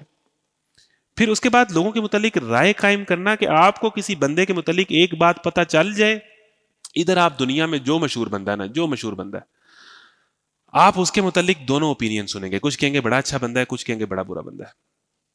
دیکھیں جو فیمس بندہ ہوتا ہے نا, اس نے چونکہ ہزاروں لوگوں کو ڈیل کیا ہوتا ہے, 800 لوگوں کو اگر اس نے صحیح طریقے سے ڈیل کیا ہے, 200 کو وہ صحیح طریقے سے نہیں ڈیل کر سکا, تو ایک نیگیٹو اوپینین بن جائے گا. لیٹ سپوز میں ایک دن آفس میں بیٹھا ہوں اور میں 100 بندوں کو ملا ہوں, 90 بندوں کو میں مسکرا کے ملا ہوں, میری بس ہو گئی ہے, میرا کسی وجہ سے موڈ آف ہو گیا ہے, 91 بندے نے آگے مجھ سے سلام لیا ہے تو میرا موڈ ہی ٹھیک نہیں تھا, تو میں اس سے صحیح طریقے سے نہیں ملا, یا تھوڑا سا روڈ جیسچر چلا گیا ہے, تو کیا اب وہ بندہ جا کے تو 4 کو بتائے گا کہ وہ بڑا مغرور آدمی ہے, لوگوں کو شہرت جو ہے پتہ نہیں کیا بنا دیتی ہے, پھر ایک سوشل میڈیا پہ اسٹیٹس لگائے گا. تو مجھے یہ بتائیں کہ وہ واقعی مغرور آدمی تھا کہ وہ اس ٹائم اس مزاج کی وجہ سے اسے یہ ہو گیا؟ یعنی اس نے جو یہ اوپینین قائم کیا اس کے متعلق اور 10 بندوں کو بتایا, وہ ٹھیک ہے کہ غلط ہے؟ غلط ہے, 100% غلط ہے. آپ بھی کبھی آپ کا موڈ اوپر نیچے نہیں ہوتا, تو ہم اس کے متعلق یہ رائے قائم کریں کہ یہ ایسا ہے. یعنی اس کے میں آپ کو یہ بات بتانا چاہ رہا ہوں کہ نمبر 1, یہ تو آپ نے کسی بندے کو پرسنلی بھگتا ہو تب بھی اس کے متعلق اچھی رائے رکھیں. اگر آپ اس کا یہ رویہ, یعنی میں آپ سے 4 دفعہ ملوں, 4 دفعہ بدتمیزی سے ملوں, تو پھر آپ یہ کہہ سکتے ہو کہ اس بندے کے ایشوز ہیں. یعنی لیٹس سپوز طارق جمیل صاحب کی کوئی کلپ آ گئی ہے کہ ان کے ایک فین نے ان سے سلام کیا, انہوں نے ہاتھ نہیں ملایا, وہ بھائی 100 لوگوں سے ملایا ہوگا, نہیں پتا چلا ہوگا, تھوڑی سی سینس بھی تو استعمال کیا کرو. بابا جو یہ تو لوگ ہی ایسے ہوتے ہیں جی, یہ تو ایسے مشہور ہو گئے. کوئی کامن سینس بھی تو ہوتی ہے نا کہ بھئی ایک بندہ کس پوزیشن میں ہے, کدھر ہے. پھر اسی طریقے سے جناب کوئی سیلیبریٹی ہے تو جناب اس نے مجھے آٹوگراف نہیں دیا, بھائی وہ دن میں 100 دے چکا ہے, اس کی بس ہو گئی ہے. یہ تھوڑی سی میچورٹی کی علامات ہوتی ہیں کہ لوگوں کے متعلق ایسے رائے. ہاں, ایک بندے کو آپ نے 5-6 دفعہ ایک ہی طرح کی حرکت کرتے ہوئے دیکھا ہے, پرسنلی بھگتا ہے, تو دین یو کین سے کہ اس کے ایشوز ہیں. لیکن یہ ہے کہ اگر آپ اپنے ہی بارے میں بتاؤ کہ آپ 10 لوگوں کو ٹھیک طریقے سے ملو, 11ویں کو کسی وجہ سے نہ ہونا نہیں چاہیے, لیکن اگر ایسے ہو جائے تو کیا آپ برے بندے ہو؟ نہیں. اسی طریقے سے سب سے زیادہ جو گالیاں پڑی ہیں دنیا میں, وہ تو کائنات کے سب سے اچھے انسان کو پڑی ہیں. نبی کریم صلی اللہ علیہ وسلم کو سب سے زیادہ گالیاں دی گئی ہیں, سب سے زیادہ تکلیف دی گئی. یعنی اتنے نیک اور پاکیزہ انسان, اور کچھ لوگوں میں ان کے متعلق اتنا برا اپینین بیکاز آف پروپیگنڈا. تو لوگوں کے متعلق جو فیمس پرسنالٹی ہوتی ہے, جو کسی آفس میں بیٹھا ہوتا ہے, اس نے ایک تو لوگوں کو ایک خاص طرح سے ڈیل کرنا ہوتا ہے, وہ ہر کسی کی سننے نہیں بیٹھا ہوتا. نمبر 1, جب آپ نے کسی چیز کو مینج کرنا ہوتا ہے تو آپ ہر کسی کی مانی جائیں گے کہ اس چیز کو مینج کریں گے. تو لوگ کہیں گے جی یہ بڑا, اکثر اوقات یہ جو لوگوں کو مینجمنٹ سے گلے ہوتے ہیں, ایک دفعہ مینجمنٹ بن کے تو دیکھیں, عقل ٹھکانے نہ آگی تو پھر کہنا. مینجمنٹ نے 6-10 چیزیں دیکھنی ہوتی ہیں. جو سامنے بیٹھا ہے اس کی ایک دل میں خواہش آ گئی ہے کہ ایسے ہو جائے کہ شادیوں پہ نمک کاٹے, اپنی شادی سب سے زیادہ مس مینج ہوتی ہے, ہو جاتا ہے. برداشت کریں, لوگوں کے ساتھ کوآپریٹ کریں, اتنی جلدی تبصرے نہ جھاڑیں. تو گمان کرنا, تجسس کرنا اور فیصلے کر دینا. تو میں نے یہ بات کہی کہ جتنے بھی مشہور لوگ ہوتے ہیں نا, ان کے متعلق آپ کو 4 بندہ یہ کہے گا کہ بڑا پیڑا ہے, 6 کہیں گے بڑا اچھا ہے, اور صرف اس بنیاد پہ اس کے متعلق رائے قائم کر لینا, یہ نہیں ٹھیک, یہ غلط رائے ہے, جب تک آپ اس کو پرسنلی نہ بھگت لیں. نمبر 1, اور پرسنلی بھی ایک بار نہیں کہ 2-3 دفعہ نہ بھگت لیں, تب جا کے آپ اس کے متعلق کہہ سکتے ہیں کہ یہ ایسا ہے. ادروائز لوگوں کے متعلق اچھا گمان رکھیں, اچھا اوپینین رکھیں, میچور پرسنالٹی بنے. اتنی نہ بڑا پاکی ہے داما کی حکایت, دامن کو ذرا دیکھ, ذرا بندے کو بات دیکھ. جب آپ کوئی کسی پوزیشن میں آتا ہے تو لوگوں کو ہم دیکھتے ہیں بڑی بری طرح ایکسپوز ہوتے ہیں. یہ جتنے بیٹھے ہوتے ہیں پاکستان کیوں ہارا, انہوں نے خود کیا کیا ہے, بیٹھ کے تبصرہ تو بہت آسان ہوتا ہے نا کرنا. ہاں, خود جب ورلڈ کپ میں آتے ہیں تو سپر اوور میں کیا ہوتا ہے. تو ٹھیک ہے, ہر کسی نے جو کیا وہ ہے, سب کی اپنی اپنی ریسپیکٹ ہے, لیکن کرنا, تبصرہ کرنا آسان ہوتا ہے, میدان میں کرنا بہت فرق ہوتا ہے, بہت فرق ہوتا ہے. تو یہ جتنے بیٹھے ہوتے ہیں, جب یہ کوچ بنتے ہیں ان سے بھی کچھ نہیں ہوتا, پھر دوسرا کہتا ہے نہیں جی یہ مسئلہ ہے, وہ جب وہ کوچ بنتا ہے اس سے بھی کچھ نہیں ہوتا. تو جب آپ کر رہے ہوتے ہیں تو اور معاملہ ہوتا ہے, جب آپ بیٹھ کے نظارے کر رہے ہوتے ہیں اور تبصرے جھاڑے ہوتے ہیں وہ اور معاملہ ہوتا ہے. تو یہ اس لیے بڑا میچور ہونا چاہیے رائے قائم کرنے میں، لوگوں سے بالخصوص جو کچھ کر رہے ہیں ان کے ساتھ کوآپریشن کا رویہ ہونا چاہیے. جی یہ کمی تھی، یہ کمی تھی، یہ کمی تھی، یہ کوئی طریقہ کار نہیں ہے، میچور بندے کی علامت نہیں ہے. بہت گمان کرنے سے پرہیز کرو، بعض گمان گناہ ہوتے ہیں. ایک تو نمبر ہم نے 2 باتیں سمجھی کہ لوگوں کے متعلق سنی سنائی باتوں پہ تو آپ طے کر لیں یقین نہیں کرنا، اور جب تک آپ پرسنلی کسی بندے کا برا جیسچر بھگت نہ لیں، اور جب پرسنلی بھی بھگت لیں تب بھی پہلی دفعہ پہ یقین نہیں کرنا. انسانوں کے موڈ سوئنگز ہوتے ہیں، کسی وجہ سے آف ہوگا. 2-3 دفعہ اگر آپ نے ریپیٹڈلی کر لیا ہے تو پھر آپ کو سمجھ آنا چاہیے کہ بھئی یہ بندہ ایسا ہے. پھر بھی 4 بندوں کو چوکوں چراہوں میں اس کی ایڈورٹائز کرنے کی ضرورت نہیں ہے، بات ختم ہوگی. بس آپ کو پتا ہے کہ یہ ایسا ہے، دیٹس اٹ، محتاط ہو جائے. ایحب احدکم، اور تم میں سے کوئی کسی کی غیبت نہ کرے. کیا تمہارے اندر کوئی ایسا ہے کہ جو اپنے مردہ بھائی کا گوشت کھانا پسند کرے؟ یعنی اگر آپ کے سامنے آپ کے بھائی کا گوشت رکھ دیا جائے تو کیا آپ اس کو کھانا چاہیں گے؟ نہیں کھانا چاہیں گے. چاہے آپ کا دشمن بھی ہو. آپ تو دوست کی غیبت کرتے ہیں نا. چاہے آپ کا دشمن بھی ہو، اس کی ڈیڈ باڈی آپ کے سامنے پڑی ہو تو آپ اس کا گوشت نہیں کھائیں گے. غیبت کو مردہ بھائی کے گوشت کھانے سے مثال کیوں دی؟ 2 وجوہات. نمبر 1 کہ جب آپ جس مردہ جو ہوتا ہے وہ اپنے آپ کو ڈیفینڈ نہیں کر سکتا، آپ اس کو کاٹ کے پیسز کر دیں وہ کچھ نہیں کرے گا، ریئیکٹ نہیں کرے گا. تو جس کی غیبت کی جا رہی ہوتی ہے وہ چونکہ اس جگہ پہ موجود نہیں ہوتا تو وہ اپنا اوپینین تو نہیں دے سکتا. وہ ایک طرح کا مردہ ہی ہوتا ہے، وہ ڈیفینڈ نہیں کر سکتا اپنے آپ کو، جیسے مردہ اپنے آپ کو ڈیفینڈ نہیں کر سکتا. تو تم کیوں اس کا گوشت کھا رہے ہو؟ دوسرا یہ ہے کہ غیبت جو ہے، نبی صلی اللہ علیہ وسلم نے فرمایا کہ ذکر کا اخا کا ما یکرہ، کہ تمہارا اپنے بھائی کا اس طرح ذکر کرنا کہ جب وہ سنے کہ اس نے متعلق یہ بات میرے بارے میں کی تھی تو اسے برا لگے. یہ غیبت ہے. ابھی گالیوں پہ نہیں ہم آ رہے، آپ کا 4 بندوں میں بیٹھ کے کسی اپنے بھائی کا اس طرح اس کے بارے میں بات کرنا، یا اس کی کوئی ایسی بات کرنا، یا اس کا اس طرح ذکر کرنا کہ وہ وہاں پر ہوتا، یا اسے پتا چلے کہ اس نے میرے بارے میں اس طرح بات کی ہے تو اسے پسند نہ آئے، اسے برا لگے. یہ غیبت ہے. صحابہ نے پوچھا کہ اگر ہم کوئی ایسی بات کریں جو اس میں واقعی ہے، کوئی واقعی غلط بات ہے اس کے اندر، اور اگر ہم وہ کریں تو کیا یہ غیبت ہے؟ اللہ کے نبی نے فرمایا یہی تو غیبت ہے. اگر تم اس میں وہ بات کرو گے جو اس میں نہیں ہے وہ تو غیبت نہیں ہے، وہ تو الزام ہے سیدھا سیدھا. یعنی وہی جو اس میں غلط بات ہے، جو ایسی بات جو تھوڑی سی ہے، وہ بھی جب اس لیے اپنے بھائی کو پروٹیکٹ کرنا ہوتا ہے اپنے بھائی کی عدم موجودگی میں. جس طرح آپ یہ چاہتے ہیں کہ اگر 4 بندوں میں آپ کی بات ہو رہی ہو تو دوسرا اگر کوئی غلط بات ہو رہی ہو تو روک دے.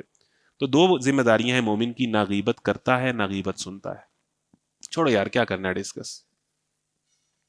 بڑی پرسنالٹیز افراد کو ڈسکس نہیں کرتی. یہ ہمارے لیے بھی ہے، ہم بھی کوئی حاجی نہیں ہے، آپ کے لیے بھی ہے، خواتین کے لیے بھی ہے بالخصوص، کہ یہ اپنے مرے ہوئے بھائی کا گوشت نہ کھائیں.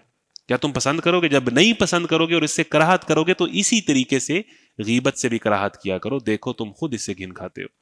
واتقوا اللہ، اللہ سے ڈرو، اللہ بڑا توبہ قبول کرنے والا رحیم ہے. لوگوں ہم نے تم کو ایک مرد اور ایک عورت سے پیدا کیا، پھر تمہاری قومیں اور برادریاں بنائی. یہ جٹ ہونا، یہ گجر ہونا، یہ فلانا ہونا، یہ جناب فلانی پارٹی کا ہونا، یہ فرقہ بندی ہیں اور کہیں ذاتیں ہیں. یہ شو آف کرنے کی یا شوخے ہونے کی یا بڑائی جتانے کی بات نہیں ہے، صرف اس لیے ہے کہ یہ پہچان ہے. صرف ایک قبیلوں کے قوموں کے تعارف کے لیے تمہیں تقسیم کیا. بڑا کون ہے، افضل کون ہے؟ در حقیقت اللہ کے نزدیک تم میں سے زیادہ عزت وہ والا ہے جو جٹ ہے، جو چودھری ہے، نہیں، جو تمہارے اندر زیادہ اللہ سے ڈرتا ہے. اس لیے آپ بھی لوگوں کو اس حساب سے عزت دیں، اسی حساب سے انسپائر ہوں. جو یونیورسٹی میں زیادہ اللہ سے ڈرتا ہے نوجوان، وہ زیادہ عزت والا ہے. جو گالی نہیں دیتا، جس کی گرل فرینڈ نہیں ہے، جو کسی گناہ میں انوالو نہیں ہے، جو 5 وقت کی نماز پڑھتا ہے، وہ زیادہ عزت والا ہے. یعنی آپ لوگوں سے اس بنیاد پہ انسپائر نہ ہوں کہ اس کے پاس میٹیریل چیزیں کتنی ہیں، بلکہ اس بنیاد پہ انسپائر ہوں کہ یہ اللہ سے ڈرتا کتنا ہے. اسی بنیاد پہ دوستیاں ہوں، اسی بنیاد پہ رشتے ہوں، کہ ٹاپ پریارٹی ہو کہ اس کا تعلق بالایمان اور اللہ کا خوف کیسا ہے. انسان اسلام پرسنالٹیز کو اللہ سے تعلق اور اللہ کے خوف کی بنیاد پر جج کرتا ہے. تم میں سے زیادہ عزت والا وہ ہے. کسی کالے کو کسی گورے پر، کسی اجمی کو کسی عربی پر کوئی فضیلت حاصل نہیں ہے. ہاں، عزت والا وہ ہے جو اللہ سے زیادہ ڈرتا ہے. جنم سے کوئی نیچ نہیں ہے، جنم سے کوئی مہان نہیں. کرم سے بڑھ کر کسی منش کی کوئی بھی پہچان نہیں. یقیناً اللہ سب کچھ سننے والا اور جاننے والا ہے. پھر اس کے بعد ایک آیت ہے، اس کی تفصیل بس ہلکی سی پڑھ کے میں انشاءاللہ آپ کو سورہ الرحمن اور سورہ الواقعہ کی طرف لے کے جا رہا ہوں. آج ہم نے جنت کی سیر کرنی ہے تھوڑی سی، تو وہ آپ کو دکھاتے ہیں، اور اس کے بعد کل کا انتہائی امپورٹنٹ ٹاپک. بڑی مشہور آیت ہے کہ یا ایھا الذین آمنوا، یہ بدوی لوگ کہتے ہیں، دیہاتی لوگ کہتے ہیں جو عرب کے اطراف میں رہتے تھے، کہ یہ کہتے ہیں کہ ہم لوگ ایمان لے کے آئے. ان سے کہو تم ایمان نہیں لے کے آئے بلکہ تم مطیع ہو گئے ہو. یعنی تم، ایک تو اسلام قوت پکڑ رہا تھا مدینہ کے اندر، تو بہت سارے لوگ مسلمان ہونے لگ پڑے، قبیلوں کے قبیلے مسلمان ہو رہے ہیں، گاؤں کے گاؤں مسلمان ہو رہے ہیں. اب وہ پاور میں آ گیا تھا نا، مکی دور تو تھا نہیں، اب ایک دو جنگیں جیت چکا ہے، اسلام ایک طاقت بن گئی ہے، تو لوگ تھوڑا تھوڑا اسلام قبول کر رہے ہیں. تو اللہ نے فرمایا کہ یہ لوگ کہتے ہیں کہ ہم ایمان لے آئے، ان سے کہو تم ایمان نہیں لے کے آئے بلکہ تم مطیع ہو گئے ہو. یہی بات پاکستانیوں سے قرآن کر رہا ہے کہ تم ایمان نہیں لے کے آئے، تم مسلمانوں کے گھر میں پیدا ہو گئے ہو بس، اور کوئی فرق نہیں ہے تم میں اور کسی کافروں کے بچے میں. اگر دو نوجوان ہیں، اگر جو حرام غیر مسلم کر رہا ہے وہی حرام مسلمان بھی کر رہا ہے، تو پھر فرق کیا ہے؟ صرف اس لیے اس کا نام عمر ہے، اس کا نام ابراہیم ہے. تو ایمان ابھی تمہارے دلوں میں داخل نہیں ہوا ہے، مجبوری میں یا اسلام کو قوت دے کے تم نے کلمہ پڑھ لیا ہے. ایمان دل میں داخل ہوتا ہے، دل کی دنیا کو تبدیل کرتا ہے، دل کے اندر جو باقی بت ہوتے ہیں ان کو توڑ دیتا ہے. ایمان ابھی تمہارے دلوں میں داخل نہیں ہوا ہے. اگر تم اللہ اور اس کے رسول کی فرما برداری اختیار کرو گے تو ڈیفینیشن آف ایمان کیا ہے؟ اللہ اور اس کے رسول کی اطاعت.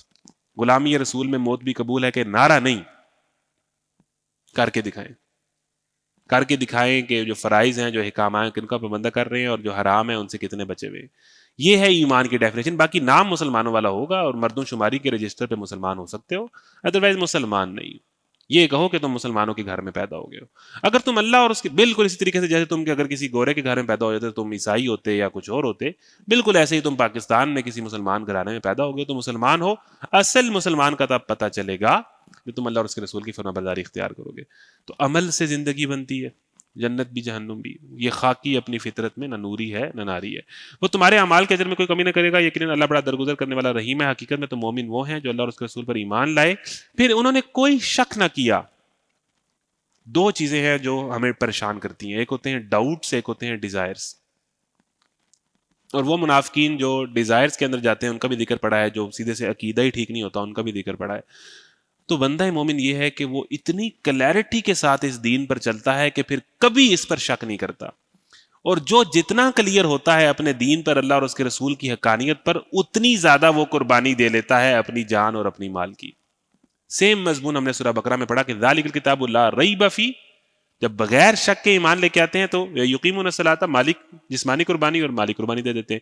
ادھر بھی یہ جو اللہ کے حکم پر عمل آپ کو مشکل لگتا ہے نا، فجر ٹائم اٹھنا مشکل لگتا ہے، بے حیائی سے بچنا مشکل لگتا ہے، یہ دین پر شک ہے، یہ ایمان کی کمی ہے، یہ کنوکشن کی کمی ہے. جتنا اپنے آپ کو شک سے آزاد کرو گے اتنا اس دین کے لیے اپنی جان اور مال کی قربانی اور ایون جہاد کر سکو گے. یہی سچے لوگ ہیں. پھر ان سے کہو کہ اپنے دین کی اطلاع اللہ کو دے رہے ہو، حالانکہ اللہ زمین اور آسمان کی ہر چیز کو جانتا ہے، وہ ہر شے کا علم رکھتا ہے. یہ لوگ تم پر جتاتے ہیں، وہ کہتے ہیں نا اللہ کے نبی دیکھیں ہم نے اسلام قبول کیا ہے تو آپ ہمیں یہ بھی دیں، یہ بھی دیں، یہ والا فیور بھی دیں. تو یہ لوگ تم پر احسان جتاتے ہیں کہ انہوں نے اسلام قبول کر لیا. ان سے کہو اپنے اسلام کا احسان مجھ پر نہ رکھو، بلکہ اللہ تم پر احسان رکھتا ہے کہ اس نے تمہیں ایمان کی ہدایت دی. یہ جو آپ قرآن کلاس میں آگے ہیں، یہ آپ کا ہم پر احسان نہیں ہے، اللہ کا آپ پر احسان ہے کہ اس نے آپ کو چنا، ہدایت دی. اور پھر اس کے بعد اب آپ کیا کرتے ہیں؟ تو یہ کہ میں نے آج یہ کام کر لیا ہے تو آپ احسان جتائیں دین پر. اللہ نے تمہیں قرآن دیا، یہ اس کا احسان ہے. اللہ نے تمہیں اس کی طرف بلایا، یہ اس کا احسان ہے. اللہ نے تمہیں اس کو پڑھنے کی توفیق دے دی اس رمضان میں، یہ اس کا احسان ہے. اس نے تمہیں ایمان کی ہدایت دی اگر تم واقعی اپنے دعویٰ ایمان میں سچے ہو. تو یہ تھی جی سورہ حجرات، پرسنالٹی ڈیولپمنٹ کے اوپر، لوگوں کی صلح کرانا، جو خبر آئے اس پر تحقیق کرنا، غیبت سے، مذاق سے، بدگمانی سے اور بہت زیادہ گمان کرنے سے پرہیز کرنا، لوگوں کو تانے نہ دینا، ان کے القاب نہ رکھنا، اپنے آپ کو بڑا نہ جاننا، ذات پات کی تقسیم کی بنیاد پر بڑائی نہ کرنا.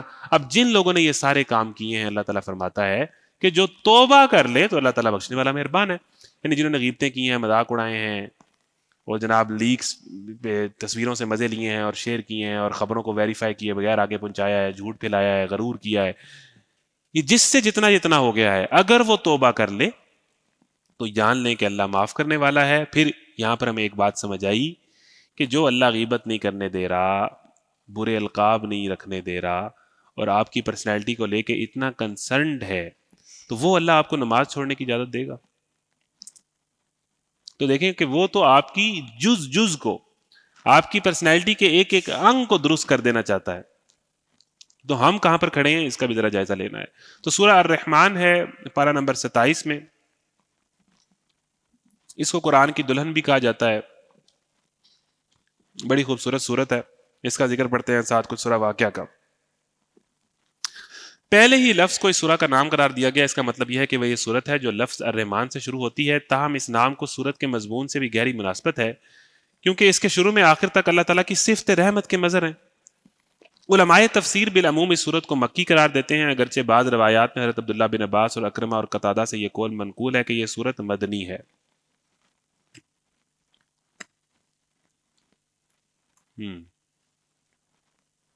موضوع اور مضمون کیا ہے جی؟ قرآن مجید کی یہ ایک ہی صورت ہے جس میں انسان کے ساتھ زمین کی دوسری با اختیار مخلوق جنوں کو بھی براہ راست مخاطب کیا گیا ہے، اور دونوں کو اللہ تعالیٰ کی قدرت کے کمالات اور اس کے بے حد و حساب احسانات اور اس کے مقابلے میں ان کی عاجزی اور بے بسی اور اس کے حضور ان کی جواب دہی کا احساس دلا کر ان کی نافرمانی کے انجام بد سے ڈرایا گیا ہے. ٹھیک ہے جی. سورہ رحمان کے مکی اور مدنی ہونے میں اختلاف ہے جی. ٹھیک ہے، ویسے یہاں پر مدنی لکھا ہوا ہے. الرحمن کا لفظ ہم نے سورہ فاتحہ میں ڈیٹیل میں پڑھ لیا. یہاں پر ہم تھوڑا سا اور پڑھیں گے، لیکن سورہ رحمان کی جب تلاوت کی جائے تو ایک بات یہ ذہن میں رکھیں کہ اس سورت کے اندر یہ واحد سورت ہے جس میں انسانوں کو مخاطب نہیں کیا گیا بلکہ جنوں کو بھی مخاطب کیا گیا ہے. تو جب سورہ رحمان پڑھی جا رہی ہوتی ہے نا، تو اگر دائیں بائیں کوئی جن ہو تو وہ بھی سننے آ جاتا ہے. تو اگر ٹیبل تھوڑا سا ہل گیا ٹھیک ہے، اور اگر ساتھ والی کے ناخن ایک دم بڑے ہونا شروع ہو گئے تو پریشان نہیں ہونا، وہ چڑیل بیٹھی ہے آپ کے ساتھ. تو واقعی سورہ رحمان میں چونکہ دونوں کو مخاطب کیا گیا ہے تو سورہ رحمان جن بھی سنتے ہیں. اس میں دونوں یہ جو فبی ای اعلی ربی کما دو کا سیگا ہے. ٹھیک ہے جی. ربی کم دو سے زیادہ لوگ ہوں تو ربی کم ہوتا، اور اگر ایک بندے کو مخاطب کیا جاتا ہے انسان تو ربی کا آتا. تو کما دو کا سیگا ہے. تو کذبین ہوتا یا تکذب ہوتا، تکذبان. اس میں دو لوگ مخاطب ہیں. سورہ رحمان میں مستقل مخاطب ہیں 30-32 دفعہ، جن بھی اور انسان بھی. تو آبویسلی جب اس سورہ رحمان کی تلاوت ہوتی ہے تو جن اگر اس ایریا میں موجود ہیں، ویسے بھی یہ پیچھے جنگل ہے، ادھر رات کو لومڑیاں شمڑیاں گدڑ بھی ہوتے ہیں، تو جن بھی ہوں گے. تو بسم اللہ کرتے ہیں. بسم اللہ الرحمن الرحیم. الرحمن علم القرآن خلق الانسان علمہ البیان الشمس والقمر بحسبان والنجم والشجر يسجدان والسماء رفعها ووضع الميزان ألا تطغوا في الميزان وأقيموا الوزن بالقسط ولا تخسروا الميزان والأرض وضعها للأنام فيها فاكهة والنخل ذات الأكمام والحب ذو العصف والريحان فبأي آلاء ربكما تكذبان خلق الإنسان من صلصال كالفخار وخلق الجان من مارج من نار فبأي آلاء ربكما تكذبان رب المشرقين ورب المغربين فبأي آلاء ربكما تكذبان مرج البحرين يلتقيان بينهما برزخ لا يبغيان فبأي آلاء ربكما تكذبان يخرج منهما اللؤلؤ والمرجان فبأي آلاء ربكما تكذبان وله الجوار المنشآت في البحر كالأعلام فبأي آلاء ربكما تكذبان كل من عليها فان. جو چیز جو اس کے اوپر ہے، اس زمین کے اوپر ہے، وہ فنا ہو جائے گی. كل من عليها فان ويبقى وجه ربك ذو الجلال والإكرام. سورہ الرحمن رحمان رحمت کا جوش کھاتا ہوا سمندر ہے. رحمان وہ صفت ہے جس سے آپ اسی ٹائم پریزنٹ میں بینیفٹ ہو رہے ہیں. یعنی اگر آپ کہیں کہ میری زندگی میں بڑے مسائل ہیں تو رحمان کی اگر آپ رحمانیت میں ہیں, آپ اگلا سانس نہیں لے سکتے اگر رحمان نہ ہو, آپ ہمیں دیکھ نہیں سکتے اگر رحمان نہ ہو. تو رحمان اللہ کی جوش کھاتی ہوئی, سورہ فاتحہ میں ہم رحمان کو پڑھ چکے ہیں کہ یہ مبالغے کا صیغہ ہے, سپرلیٹو ڈگری ہے. جوش کھاتی ہوئی رحمت جس میں طوفان آیا ہو, طوفان, رحمان, طغیان, فرحان, یہ سارے مبالغے کے صیغے ہیں جب چیز جوش میں ہو, پرماننٹ ہو. پھر یہ جوش پرماننٹ نہیں ہوتا, رحمان کی رحمت پرماننٹ ہے. کسی کی کوئی اچھی صفت ہمیں تب پتہ چلتی ہے جب ہم اس سے جا کے بینیفٹ ہوتے ہیں. تو رحمان کی یہ صفت ہے کہ ہم اس سے اس ٹائم بینیفٹ ہو رہے ہیں, اگر ہم نہ بینیفٹ ہو رہے ہوتے تو ہم شاید سانس بھی نہ لے پاتے. تو یہ پوری دنیا میں اللہ گنوائے گا کہ رحمان کی کون کون سی رحمانیت کے مظہر ہیں جن سے تم بینیفٹ ہو رہے ہو اور تم اس کی ان ساری نعمتوں کو جھٹلا رہے ہو. تو سورہ رحمان اللہ تعالیٰ اپنا تعارف کرواتا ہے. اور دیکھیں آغاز ہے, ظاہر ہے کہ یہ جس دور میں نازل ہوئی ہے, منافقین ہیں اور سارے لوگ ہیں یا کفار مکہ ہیں, انسان کوئی اچھی حرکتیں تو نہیں کر رہا. تو جب انسان بہت کام خراب کر رہا ہو تو اللہ تعالیٰ وہ نام لے جو ڈرانے والا ہے, لیکن اللہ تعالیٰ نے الرحمن کا ہی ذکر کیا. اور رحمان کی سب سے بڑی رحمت کیا ہے؟ علم القرآن, کہ یہ جو آپ کے سامنے پڑا ہے یہ رحمان کی سب سے پہلا معجزہ. تو اپنے سامنے دیکھو نا, پہلا معجزہ تو اپنے سامنے دیکھو کہ اس نے تمہیں بھیجا اور پھر واپس اپنے پاس آنے کا راستہ بتایا. اس نے قرآن سکھایا, تدریجاً سکھایا, اس نے نازل کیا قرآن کو. تو اللہ کی رحمت میں سب سے بڑی رحمت یہ ہے کہ اس نے آپ کو قرآن دیا. اور اگر آپ کو لگتا ہے کہ میں بلیسڈ ہو جاؤں, میرے پہ بڑی رحمت ہو جائے, تو جتنے جتنے آپ اس کتاب سے جڑے ہوئے ہیں اتنے اتنے آپ اللہ کی رحمت میں ہیں. جتنا جتنا آپ کا اس قرآن سے تعلق ہے, باقی پیسہ آپ کے پاس جتنا بھی ہے اس کو چھوڑ دیں, قرآن سے جتنا آپ کا تعلق ہے, جتنا آپ کو سمجھ آتا ہے, جتنا آپ پڑھتے ہیں, اتنا آپ اللہ کی رحمت میں. کیونکہ اللہ کی سب سے بڑی رحمان کی رحمت کی جو پیک ہے وہ قرآن ہے. علم القرآن خلق الانسان, اس قرآن سے بینیفٹ کس نے ہونا ہے؟ شیر نے, چوہے نے, بلی نے, کس نے بینیفٹ ہونا ہے؟ یہ کس کے لیے نازل کیا گیا تھا؟ تو اللہ تعالیٰ نے آگے بتا دیا کہ یہ قرآن سے بینیفٹ اگر کوئی ہوگا تو وہ انسان ہے جس کو فرشتوں نے سجدہ کیا تھا, جو مسجود ملائک ہے. یہ کتاب ایک ہی مخلوق کے لیے ہے. تو قرآن بار بار پڑھی جانے والی کتاب یا ایک ریڈنگ کا استعارہ ہے, ٹھیک ہے. اور اس کے بعد الانسان, انسان کے دو معنی ہیں. یہاں پر میں ایک بڑی اہم پوائنٹ آپ کو بتانا چاہتا ہوں کہ ایک تو انس و محبت, آپ نے لفظ سنا ہوگا, مجھے اس سے انس ہے, مجھے اس سے محبت ہے. یہ انس بھی انسان سے ہے. تو انسان جو کمپیشنیٹ اور جذبات جس کے اندر ہیں, انسان یعنی جذبات سے ایک بھری ہوئی چیز, پیشن سے ایک بھری ہوئی چیز. تو انسان چونکہ جذباتی ہے, تو انسان میں جتنے ڈیزائرز اور جذبات ہیں ان سارے جذبات کو جو چیز ریگولیٹ کرے گی, کیونکہ ہر انسان برائی کر رہا ہے, بے حیائی کر رہا ہے, کما رہا ہے, ہر کسی کی اپنی فیملی ہے, ہر کوئی اپنے بچوں کے لیے کچھ نہ کچھ کر رہا ہے, انجوائے کر رہا ہے, سارے انسان انہیں جذبات پہ ہی چل رہے ہیں نا. تو انسان کے جذبات کو جو چیز ریگولیٹ کرے گی کہ کہاں کتنے کتنے استعمال کرنے ہیں اور کہاں روکنے ہیں, وہ کیا ہے؟ علم القرآن, وہ قرآن ہے, ٹھیک ہے. پھر انسان کا دوسرا معنی ہے, کیونکہ اسلام نام ہی اپنے ایموشنز کو ڈسپلن کرنے کا ہے, ٹھیک ہے, کیونکہ یہ اوپر نیچے ہو جائیں تو کام بڑا خراب ہو جاتا ہے. پھر دوسرا معنی ہے انسان کا نسیان سے, بھول جانا, نسا ینسی, بھول جانا, نسی, نسیان کہتے ہیں جو انسان سے بھول ہو جائے. تو انسان بھول جاتا ہے, تو جو بندہ بھول جائے تو یہ قرآن مستقل پیچھے والی آیت کہہ رہی ہے یہ کہ یہ انسان کے لیے ریمائنڈر ہے, کیونکہ اس کا مسئلہ یہ ہے کہ بار بار بھول جاتا ہے, رمضان کے بعد بھول جاتا ہے. یہاں پر میں ایک بات کرنا چاہتا ہوں کہ اکثر لوگ یہ کہتے ہیں کہ قرآن کلاس میں ہر سال کوئی نئی بات کیا کرے, نئی بات کیا کرے. نہیں, قرآن ریمائنڈر ہے, بات پرانی نہیں ہوگی, آپ بھول چکے ہو. تو یہ جو بڑا سوال کرتے ہیں کہ نئی بات کریں, نئی بات کریں, نئی بات کریں. دیکھیں قرآن جب بھی ہم ہر سال اپنی قرآن کلاس کرتے ہیں, اس دفعہ تو میں نے کچھ چیزیں چینج کر کے میں بہت زیادہ سیٹسفائی نہیں ہوا, تو ہم وہ کنٹینٹ سلیکٹ کرتے ہیں جو یوتھ کے لیے سب سے زیادہ ریلیونٹ ہو اور موقع پہ زیادہ افیکٹ کر سکے.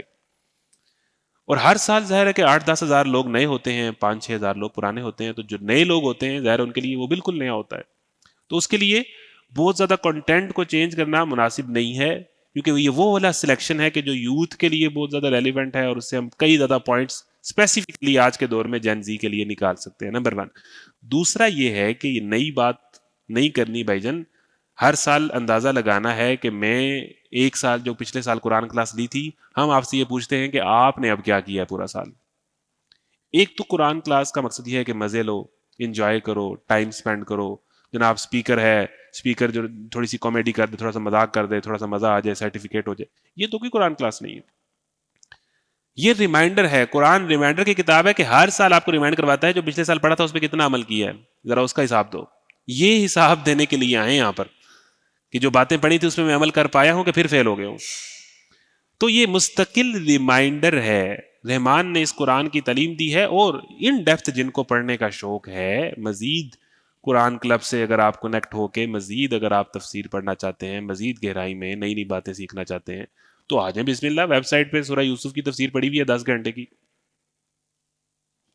وہ کریں اس کو، وہ جو پیڈ ہے اس کو کر لیں. یہ تو شوق کے اوپر ہے نا، تو پھر کریں. اس پہ جب اس کی باری آتی ہے تو 100 بندہ ہوتا ہے. تو کہنے کا مطلب یہ ہے کہ جن کو زیادہ اس میں انوالو ہونے کا شوق ہے تو وہ سو بسم اللہ کریں، تو پھر تو ان کے اوپر ہے. اس ٹائم جب بڑی آڈینس ہے، بڑا مجمع ہے، تو آپ نے میکسیمم افیکٹو کنٹینٹ کا ہی استعمال کرنا ہوتا ہے. اور جو نئے لوگ بڑی تعداد میں ہوتے ہیں، ظاہر ان کے لیے وہ باتیں پہلی دفعہ ہو رہی ہوتی ہیں. تو اصل بات یہ ہے کہ یہ ریمائنڈر ہے. اور کس کے لیے ریمائنڈر ہے؟ انسان کے لیے ہے، شیر اور بلی کے لیے نہیں ہے. کہ قرآن دیا انسان کو، اب وہ انسان تب انسان بنے گا، تب اس کے جذبات ریگولیٹ ہوں گے، تب اس کو جب ریمائنڈر ملے گا جب وہ قرآن سے کنیکٹ ہوگا. ادروائز انسان اور حیوان میں کوئی فرق نہیں رہے گا. یعنی انسان اور حیوان میں جو فرق ہے وہ گائیڈنس کا ہے. ادروائز بلی بھی بچے پیدا کرتی ہے، ان کو بڑا کر لیتی ہے، ان کو بھی سوسائٹی میں لانچ کر دیتی ہے. اسی طریقے سے اگر کوئی بندہ یہ سمجھے کہ میں نے ساری زندگی بہت اچھی روٹی کمائی ہے، پھر بچے پیدا کیے ہیں، شادی بھی اچھے گھر میں ہوگی، کمایا بھی اچھا ہے، پھر بچوں کو بھی میں نے امریکہ اور دائیں بائیں سیٹل کر دی ہے اچھے اچھے بزنسز میں، تو آپ نے اور سانپ اور چوہے کی زندگی میں کوئی فرق نہیں ہے. اس نے بھی یہی کیا، اس نے بھی یہی کیا. یہ سائیکل آف لائف ہے کہ پیدا ہونا، بڑے ہونا، شادی کرنا، بچے پیدا کرنا، ان کو بڑا کر دینا. انسان بھی اگر یہی کرنے آیا تھا جو 8 ارب لوگ کر رہے ہیں، پھر حیوان اور اس میں فرق کیا ہے؟ یعنی وہ بھی کون سا، ادھر کسی بھی درخت پہ ایک چڑیا ہوگی، الحمدللہ ویل سیٹلڈ، بچے ہیں، بچوں کو اس نے بڑا کر دیا ہوگا، بچے بھی اس کے کئی بچے جو ہیں نکل کے اپنے اپنے کاموں میں مصروف ہو گئے ہوں گے. تو شادی، بچے اور بچوں کو بڑا کرنا اور مر جانا یہ حیوان کی زندگی ہے، انسان کی زندگی نہیں ہے. انسان لیبلوکم نیک اعمال کے لیے ہے، تبھی اس کو ساری مخلوقات سجدہ کرتی ہیں. وہ جنگل کے بادشاہ شیر کو بھی چڑیا گھر میں قید کر لیتا ہے. تو انسان تب انسان بنے گا جب وہ قرآن سے کنیکٹ ہوگا. ادروائز تھوڑا سا ہی ڈی این اے کا فرق ہے آپ کا اور چمپینزی کا. اکثر لوگ تو اپنے آپ کو بندر کی اولاد کہتے ہیں. تو خلق الانسان، انسان اور حیوان میں کوئی فرق نہیں رہتا کہ جب انسان بھی ڈیزائرز کو یا کچھ ڈیفینیشن کر کے ایتھکس کی اپنی زندگی گزار دے اور بس روٹی کے پیچھے زندگی گزار دے.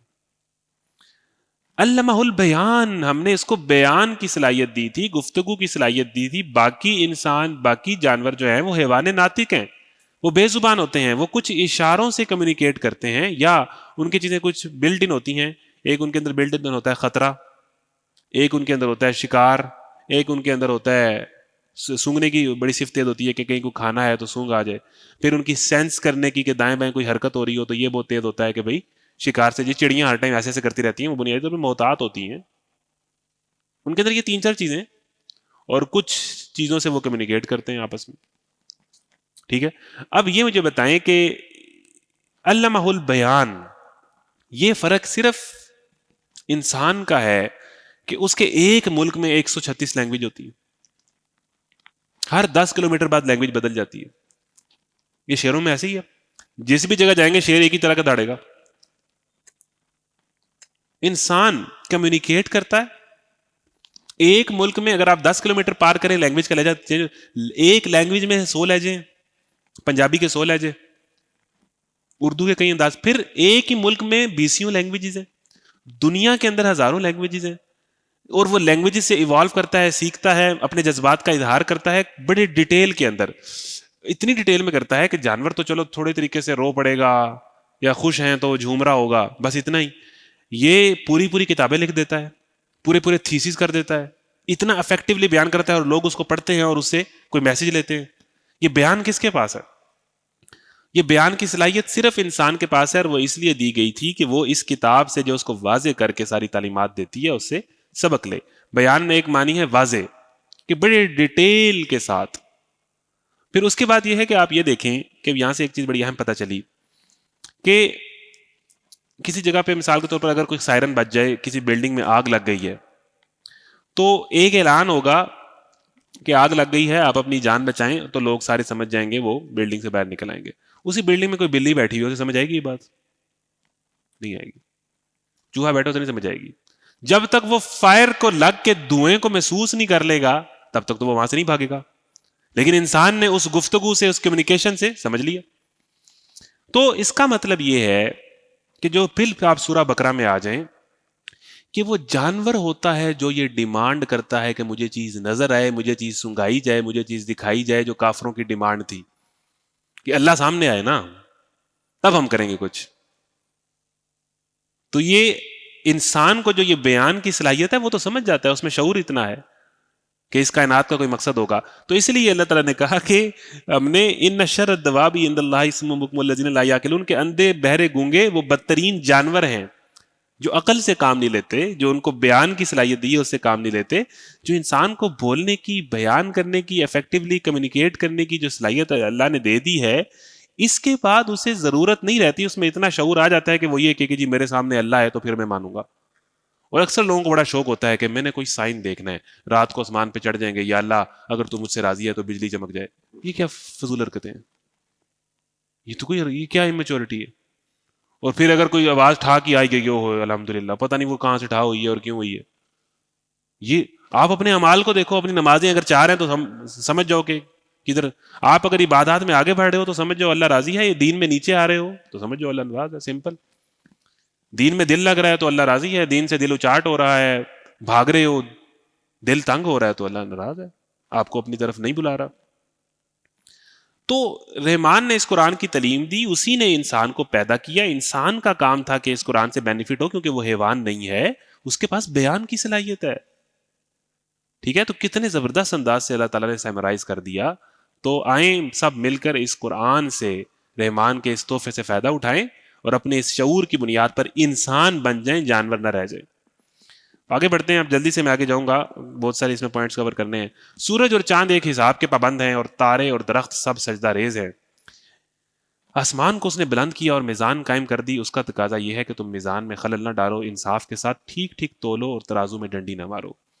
یعنی ادھر گجرات کے بازار میں کوئی بیٹھا، کوئی ریڑی والا اگر پورا نہیں تول رہا، فراڈ نہیں کر رہا، تو اللہ تعالیٰ کہہ رہا ہے کہ اتنی سی بات سمجھنے کے لیے تم یہ نہیں دیکھتے کہ روزانہ سورج ٹائم پہ آتا ہے، موسم اپنے ٹائم پہ آتے ہیں، رات اپنی ٹائم پر آتی ہے، تم رحمان کی تخلیق میں کوئی بربتی نہیں پاؤ گے، تارے اپنی جگہ پہ ہیں، سیزنز اپنے ٹائم پہ چینج ہو رہے ہیں، ایک سائیکل ہے، پانی بخارات بن کے اڑتا ہے، بارش سے نیچے آتا ہے، درخت اگتے ہیں، جب بارش بن کے پانی نیچے آتا ہے تو زمین سے سبزہ اگتا ہے، سبزہ اگتا ہے تو بھینسیں اس کو کھاتی ہیں، بھینسیں کھاتی ہیں تو وہ گوشت دیتی ہیں، دودھ دیتی ہیں، یعنی سارا رزق کا سائیکل ایک ترتیب سے چل رہا ہے، اوپر سے پانی گرنے سے، وہ پانی ختم ہو جائے آپ کی ساری اکانومی تباہ ہو جائے، کھانے پینے کی ساری چیزیں زمین سے نکلتی ہیں، جو بھی چیز آپ کھاتے ہیں الٹیمیٹلی وہ زمین سے نکلتی ہے، اور وہ زمین سے جو چیز نکل رہی ہے وہ اوپر سے پانی کی محتاج ہے، اوپر سے پانی سے بارش برسے گا، تو سارا رزق آپ کو کیا لگتا ہے میرا ہے؟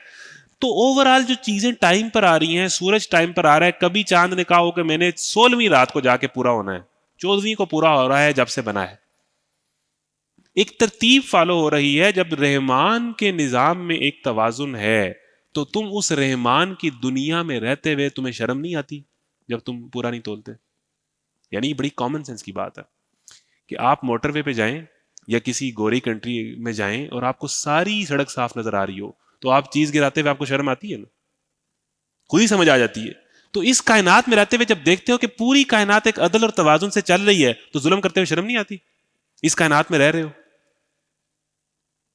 تم، رحمان کے نظام میں جب کوئی بے-ربطی نہیں پا رہے تو پھر اس نے میزان قائم کی ہوئی ہے، تو اس کا تقاضا یہ ہے کہ تمہیں جو بیان کی صلاحیت دی ہوئی ہے، عقل ہے، تمہیں یہ سمجھ آنی چاہیے کہ میں بھی ناانصافی سے کام نہ رہوں، پورا نہ تولوں، فراڈ نہ کروں، دھوکہ نہ کروں۔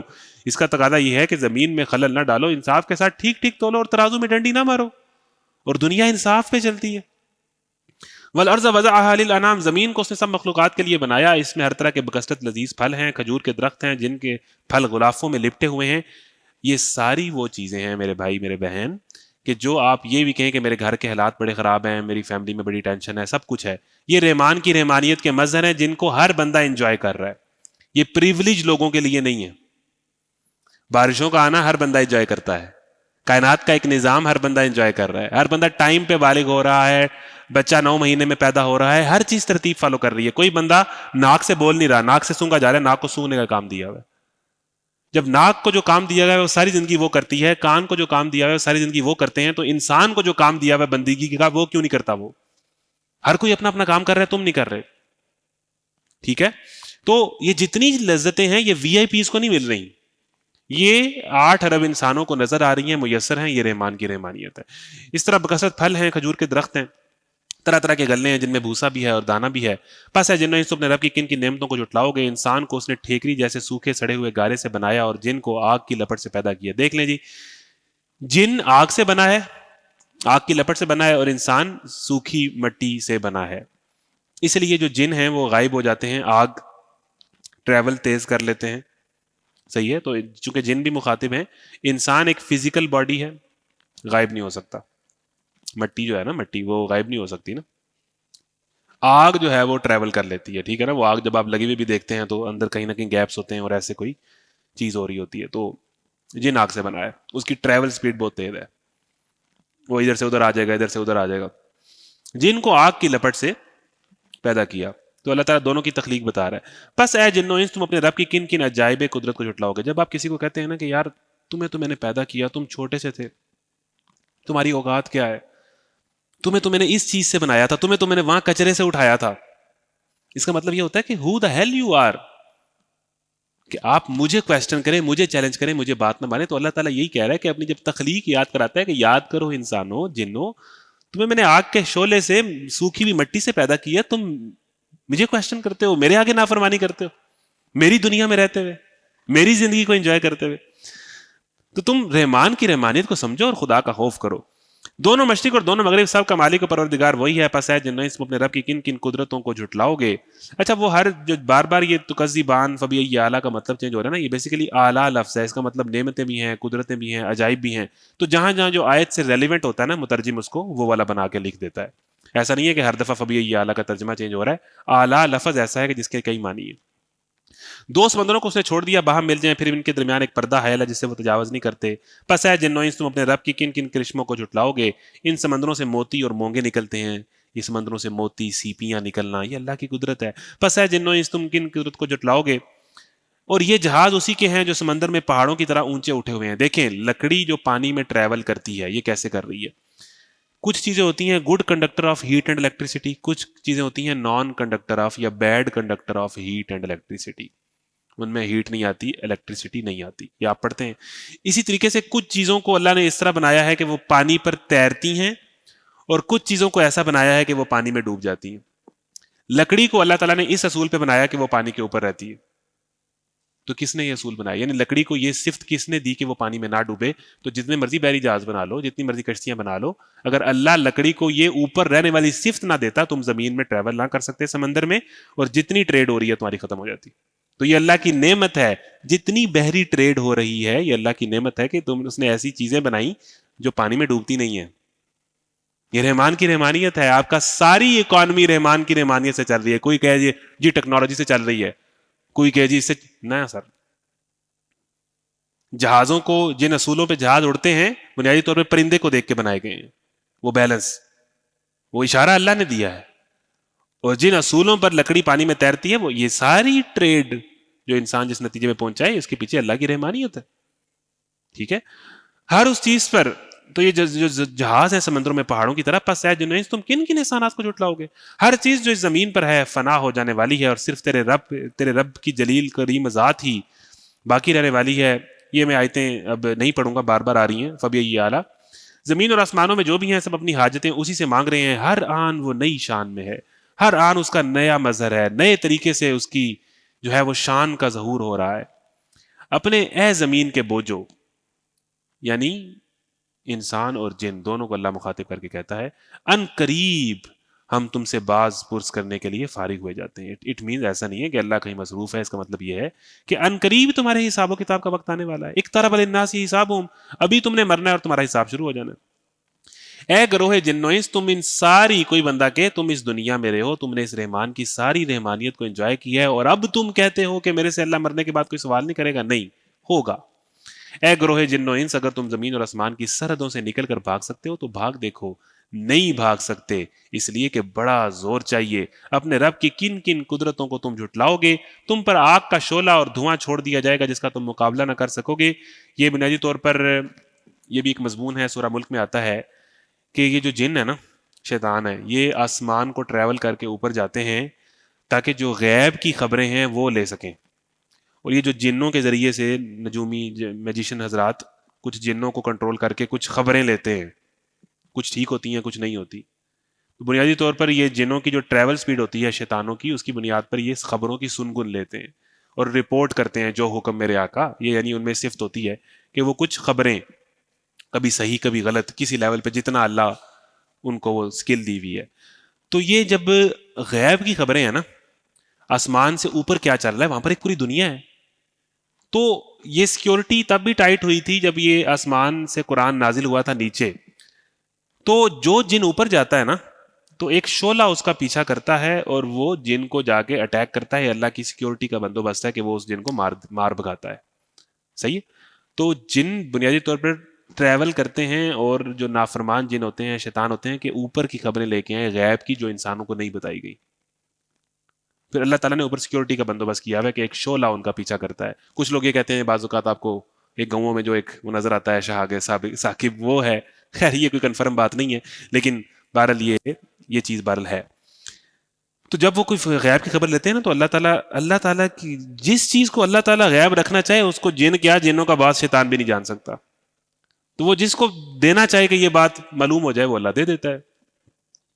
پھر کیا بنے گی اس وقت جب آسمان پھٹے گا اور لال چمڑے کی طرح سرخ ہو جائے گا. اے جن و انس، اس روز کسی انسان اور کسی جن سے اس کا گناہ پوچھنے کی ضرورت نہ ہوگی. سب کو پتا ہوگا کہ میں کیا کر کے آیا ہوں. تم دونوں گروہ اپنے رب کے کن کن احسانات کا انکار کرو گے. مجرم وہاں اپنے چہرے سے پہچان لیے جائیں گے. انہیں پیشانی کے بال اور پاؤں پکڑ پکڑ کر گھسیٹا جائے گا. ظاہر ہے جائیں گے تو نہیں. یعرف المجرمون بسیماہم فیؤخذ بالنواسی والاقدام. جب قیامت آ جائے گی تو جو مجرم لوگ ہوں گے ان کو پیشانی کے بالوں سے پکڑ پکڑ کے زنجیروں میں جکڑ جکڑ کے وہ نہیں جانا چاہیں گے. نہیں جی مینو معاف کر دیو، مینو معاف کر دیو. کہ فرشتے ان کو گھسیٹ گھسیٹ کے اس آگ کی طرف لے کے جائیں گے کہ وہی ان کا انجام ہے. آگے آتا ہے ہذہ جہنم التی یکذب بها المجرمون یطوفون بینہا وبین حمیم آن. یہی ہے وہ جہنم جس کو مجرمین جھوٹ قرار دیتے تھے. اب اسی جہنم کے کھولتے ہوئے پانی کے درمیان وہ گردش کرتے رہیں گے. ایک لڑکی ایک بیان میں سن رہا تھا کہ وہ سورہ رحمان پڑھ کے ایتھسٹ ہو گئی. اس نے کہا سورہ رحمان ہے، اللہ تعالیٰ اپنی رحمانیت کی بات کر رہا ہے، ادھر ایک دم جہنم آ گئی ہے. اور جہنم وہ آئی ہے کہ ان کو گھسیٹ گھسیٹ کے جہنم میں لے کے جائیں گے.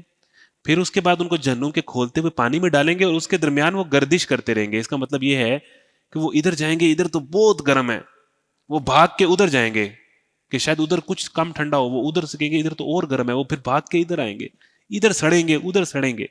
وہ بھاگتے رہیں گے، جدھر جائیں گے وہ اس سے زیادہ سخت آگ کو پائیں گے. تو وہ اس گرم پانی کے درمیان کھولتے ہوئے تڑپتے رہیں گے، بھاگتے رہیں گے، کبھی ادھر جائیں گے کبھی ادھر جائیں گے. یہ بڑی ڈینجرس اور سکیری منظرنامہ ہے جہنم کا. تو وہ لڑکی ایتھسٹ ہو گئی کہ یہ کیسا رحمان ہے کہ ایک طرف سورہ رحمان ہے، اپنی رحمانیت کی بات کرتا ہے، اور جہنم کا یہ منظر بیان کرتا ہے اپنے بندوں کے لیے. تو یہی مسئلہ ہے کہ اس نے اگلی آیت نہ پڑھی. اگلی آیت تو پڑھ لو.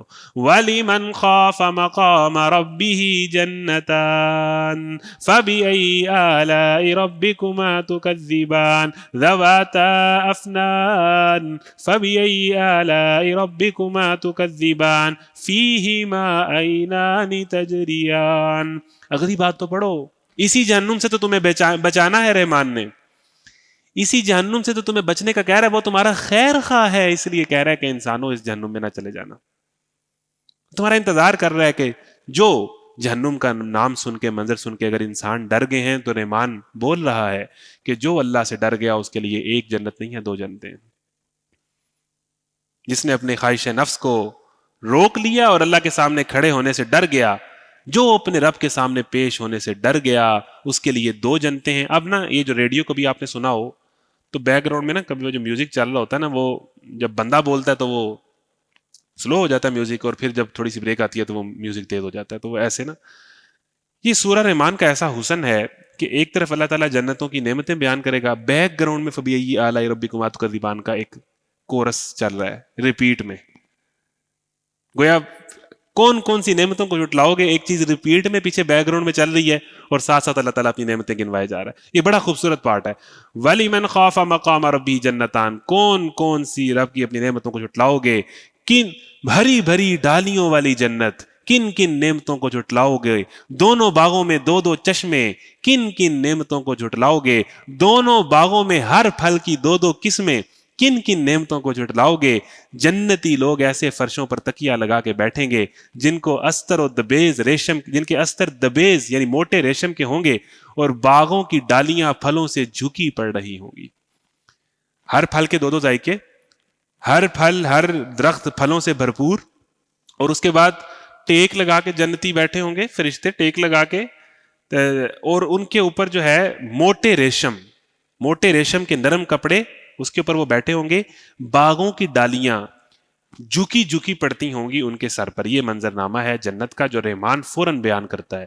یعنی آپ لیٹے میں اور اوپر کوئی درخت پہ پھل ہے, وہ اتنے پھل زدہ درخت ہے کہ وہ جھک کے نیچے آپ کے منہ پر آ رہا ہے, اور آپ بیٹھے بیٹھے ٹیک لگا کے ایک فروٹ توڑ رہے ہیں. صحیح ہے, تو اتنا وہ پھلوں سے بھرا ہوا ہوگا. ان نعمتوں کے درمیان جب اتنا کچھ مل جائے, یعنی 2 باغ کے, یعنی اس کی تفسیر میں لکھا ہے کہ ایک باغ رہنے کے لیے اور ایک باغ ذرا پکنک سپاٹ کے لیے ذرا دور نکلنا ہے, ٹریولنگ پہ نکلنا ہے, تو اس باغ میں جائیں. تو پھر یہ ہے کہ پھلوں والا ایسا خوبصورت منظر نامہ ہو, ایسی خوبصورت جگہ ہو, تو لڑکوں کو ایک ہی چیز کی یاد آتی ہے, وہ ہے لڑکی.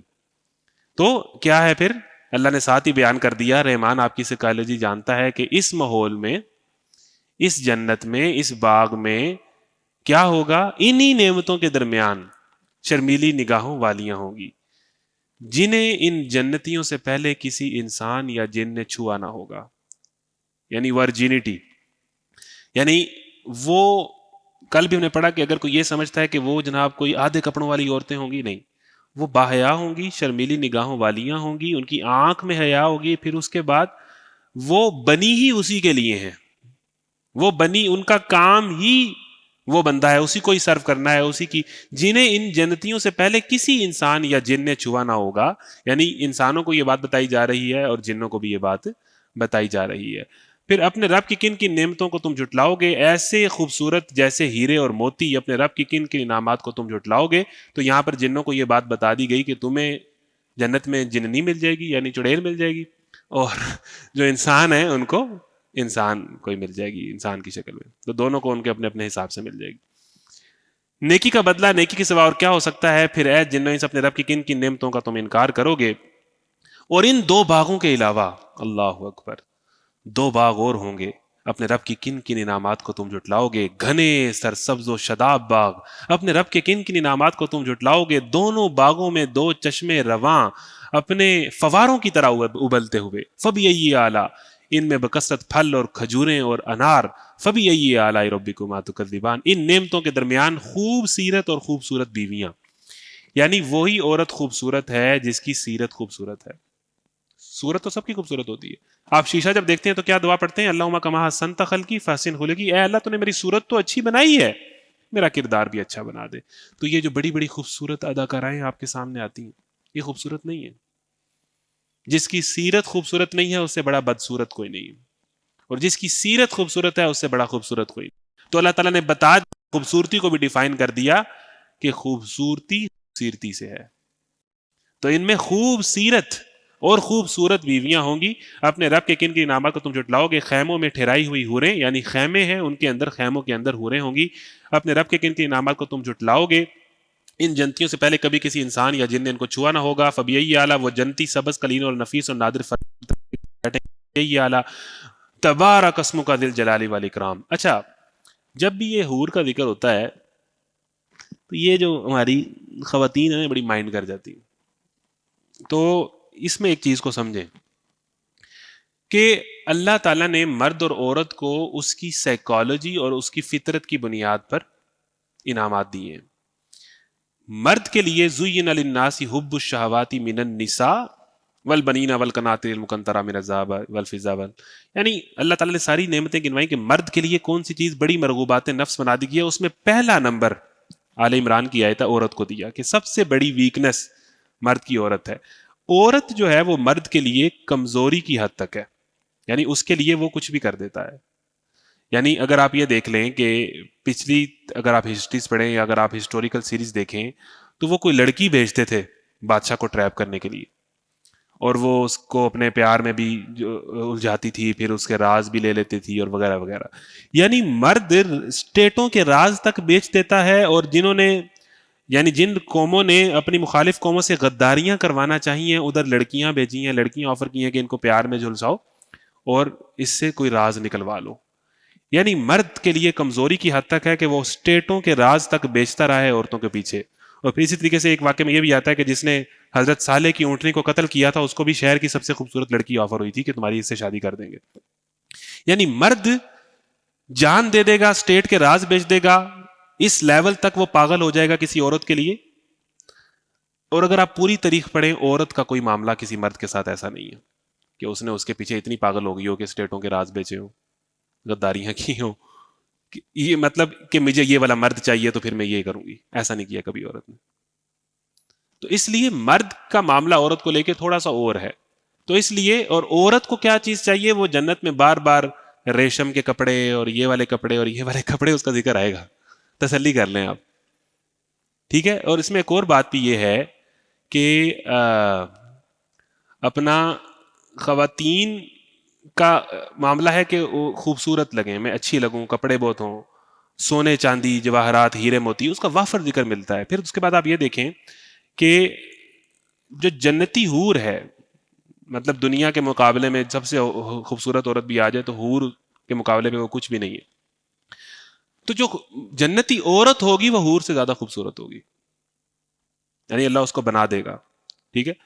اور سب کی ایج کے متعلق وہ ہے کہ 30-33 سال کے متعلق آتا ہے. پھر دوسرا ایک اور بات ہے کہ یہ جو ہے نا کہ بھئی جو میرا ہسبینڈ ہے تو وہ حور کے پاس, یہ جو ساری باتیں ہیں نا ہمارے اندر کمزوریاں ہیں. عورت کے اندر کچھ کمزوریاں ہیں مرد کو لے کے کہ وہ اس کے متعلق یہ چیزیں نہیں چاہتی, اور مرد میں کچھ کمزوریاں ہیں وہ دنیا میں ہیں.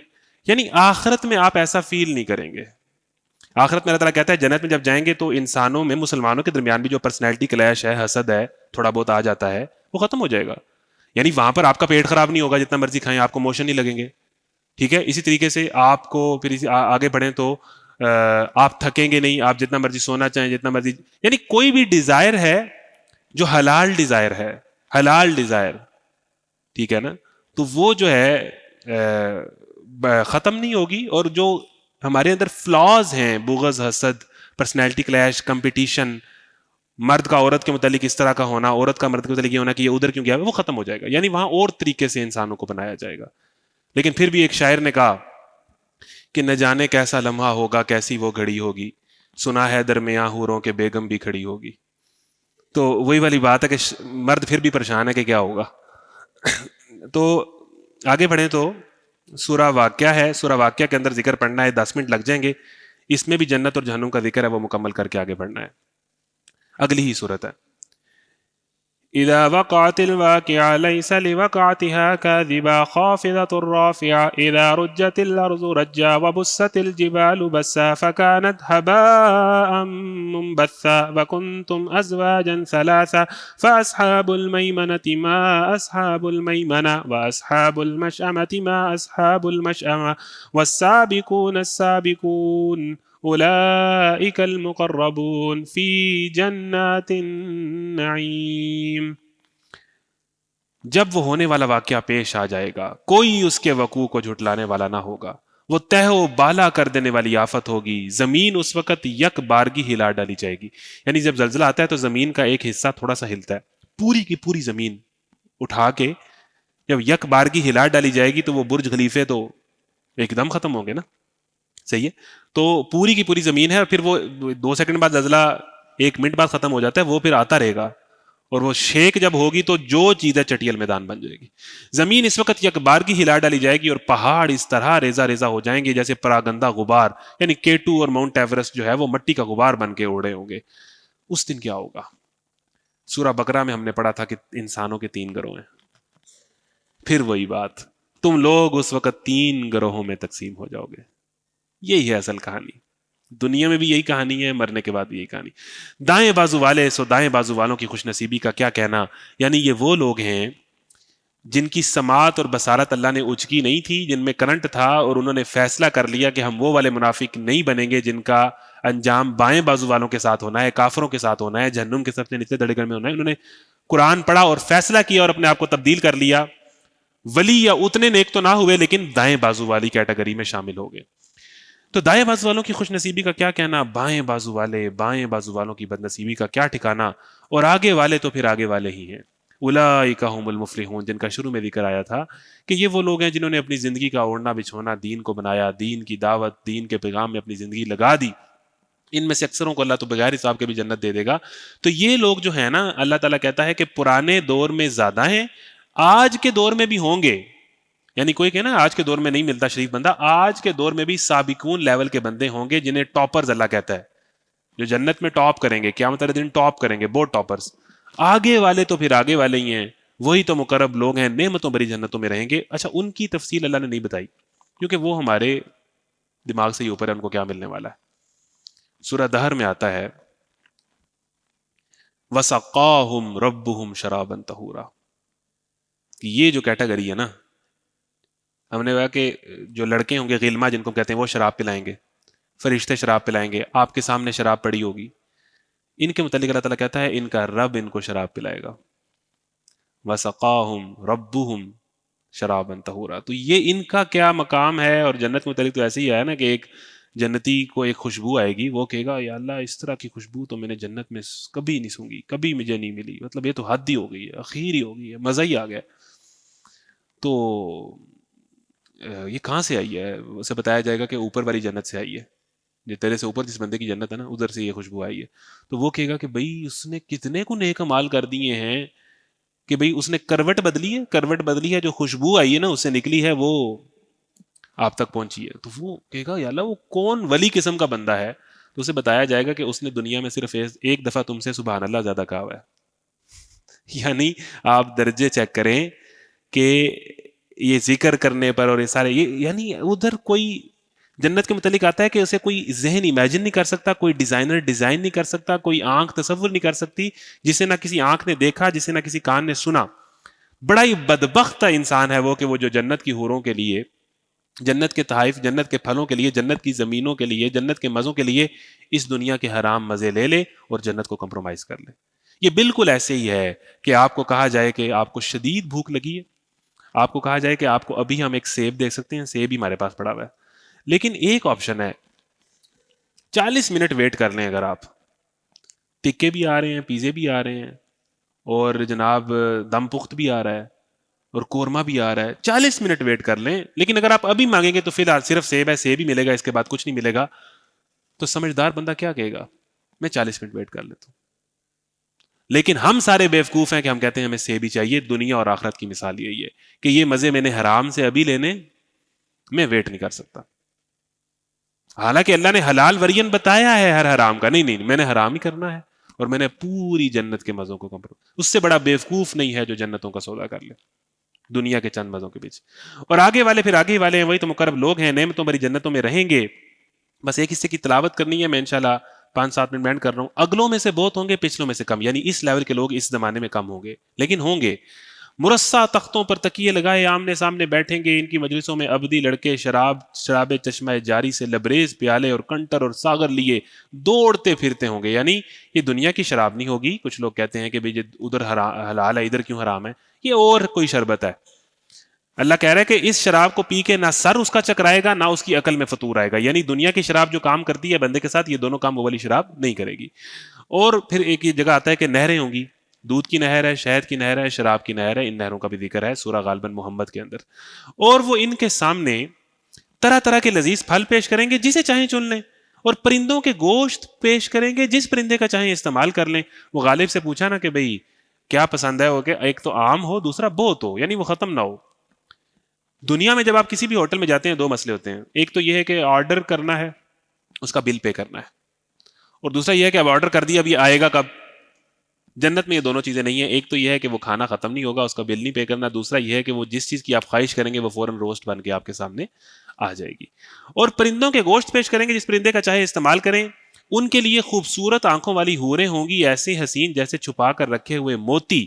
اب بھائی جان اصل بات کی طرف آئیں، دو باتیں آپ کو بڑی اہم بتانی ہیں۔ جزاء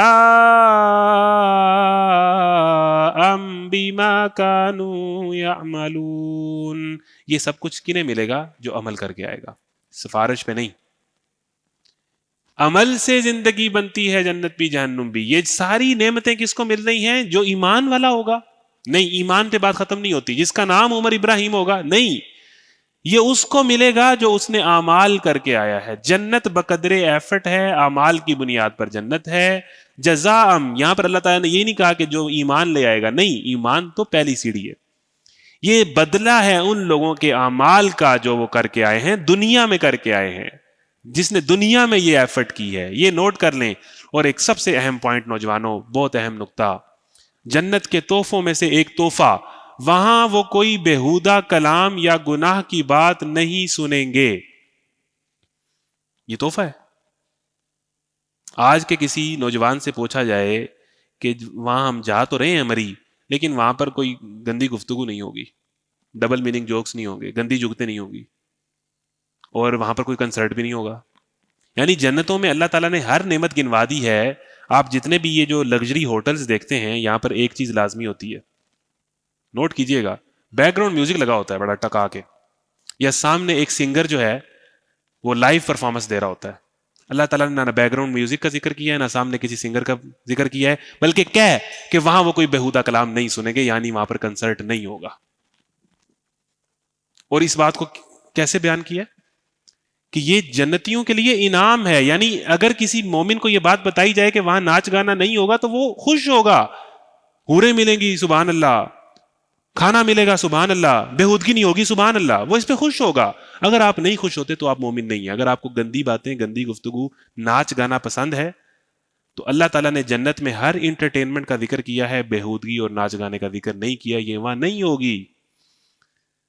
یعنی یہ بےہودگی جو ہماری زندگی کے ہر ٹرپ کا، ہر شادی کا، ہر پارٹی کا لازمی حصہ بنا دی گئی ہے، یہ انٹرٹینمنٹ نہیں ہے۔ اللہ اس کو انٹرٹینمنٹ نہیں کہتا، یہ بےہودگی ہے، یہ بےہودہ لوگوں کی ایکٹیویٹی ہے کہ جب چار اکٹھے ہوتے ہیں، گندی باتیں، بےہودہ حرکتیں، ناچ گانا۔ جنت پکیزہ لوگوں کی جگہ ہے، اور پکیزہ لوگوں کے لیے یہ انعام ہے کہ اس بات پہ خوش ہو جاؤ کہ دنیا میں تمہیں یہ جو گند، ننگ دھڑنگ دیکھنے کو ملتا تھا، جس سے تم بہت تنگ تھے، جنت میں تمہیں تحفہ دیا جائے گا کہ اتنی آئیڈیل جگہ ہے، اتنی زبردست فیملی والا انوائرمنٹ ہوگا، کوئی بےہودگی نہیں ہوگی۔ لیں جی، کر لیں بات کہ اللہ کے نزدیک ان حرکتوں کا کیا سٹیٹس ہے، یہ جنت میں بھی نہیں ہوگی۔ اور جو حوروں کی بات آپ کرتے ہیں، وہ ہر جنتی کی اپنی ہیں، وہ خیمے میں بند ہیں، وہ پردے میں ہیں، انہیں کوئی اور نہیں دیکھ سکتا۔ وہ ایک کلاس میں کسی نے سوال پوچھا کہ اگر جنت میں مجھے کسی اور کی حور پسند آ گئی تو اس کا جواب یہی ہے کہ ایسی سوچ والے جنت سے پہلے ہی فارغ ہو جائیں گے، وہ پہنچیں گے نہیں وہاں پر۔ اور دائیں بازو والوں کی خوش نصیبی کا کیا کہنا، وہ بے خار بیریوں میں ہوں گے۔ بیری کا درخت ہوگا لیکن اس پہ کانٹے نہیں ہوں گے، وہ تہ بر تہ چڑھے ہوئے کیلوں اور دور تک پھیلی ہوئی چھاؤں اور ہر دم رواں پانی اور کبھی ختم نہ ہونے والے بے روک ٹوک ملنے والے بکثرت پھلوں اور اونچی نشست گاہوں میں ہوں گے۔ اتنا پیارا پارٹ ہے، اور اللہ تعالیٰ نے یہ پارٹ کن کے لیے بیان کیا ہے؟ آپ حیران ہوں گے کہ یہ سابقون الاولون کے لیے نہیں ہے، یہ جو اس سے نچلی کیٹیگری ہے، دائیں بازو والے، وہ تو ٹاپرز ہیں نا، ان کا تو کیا انہیں ملے گا وہ تو ہم امیجن نہیں کر سکتے۔ یہ جو دائیں بازو والے ہیں، یہ جو پاس ہوئے ہیں، جن کے پاسنگ نمبرز ہیں، جن کی ساری زندگی جو حرام سے بچتے رہے، غلطی ہو گئی، انہیں اللہ یاد آتا رہا، اللہ سے ڈرتے رہے اور ٹریپ ہونے سے بچتے رہے اور اسٹرگل کرتے رہے، اور جب کوئی ایڈکشن میں انوالو ہوئے جی تو انہوں نے اس کو اپنے آپ کو بچایا، توبہ کرتے رہے، اسٹرگل کر کے آئے، نماز پڑھتے رہے، یعنی ایک ایفرٹ میں زندگی گزاری اور گناہ کو اپنی عادت نہیں بنایا، الٹیمیٹلی پاس ہو گئے۔ تو یہ جو پاس ہو گئے نا، ان کے لیے جو اللہ تعالیٰ نے آپ کو حصہ سنایا نا، بڑا خوبصورت ہے. دائیں بازو والے وَأَصْحَابُ الْيَمِينِ مَا أَصْحَابُ الْيَمِينِ فِي سِدْرٍ مَّخْضُودٍ وَطَلْحٍ مَّنضُودٍ وَظِلٍّ مَّمْدُودٍ وَمَاءٍ مَّسْكُوبٍ وَفَاكِهَةٍ كَثِيرَةٍ لَا مَقْطُوعَةٍ وَلَا مَمْنُوعَةٍ وَفُرُشٍ مَّرْفُوعَةٍ إِنَّا أنشأناهن إنشاء فجعلناهن أبكارا عربا أترابا لأصحاب اليمين ثلة من الأولين وثلة من الآخرين. دائیں بازو والے، پاسنگ والے، دائیں بازو والوں کی خوش نصیبی کا کیا کہنا. بے خار بیریوں، تہ برتہ چڑھے ہوئے کیلوں کے درخت، دور تک پھیلی ہوئی چھاؤں، ہر دم رواں پانی، کبھی ختم نہ ہونے والے بے روک ٹوک ملنے والے کثرت پھل، اونچی نشست گاہوں میں ہوں گے. ان کی بیویوں کو تو ہم خاص طور پر نئے سرے سے پیدا کریں گے.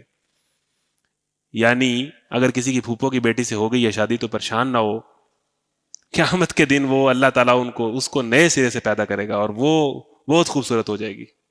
ٹھیک ہے، نئے سرے سے پیدا کریں گے اور انہیں باکرا بنا دیں گے. ٹھیک ہے، اور یہ معاملہ ہسبینڈز کے لیے بھی ہے.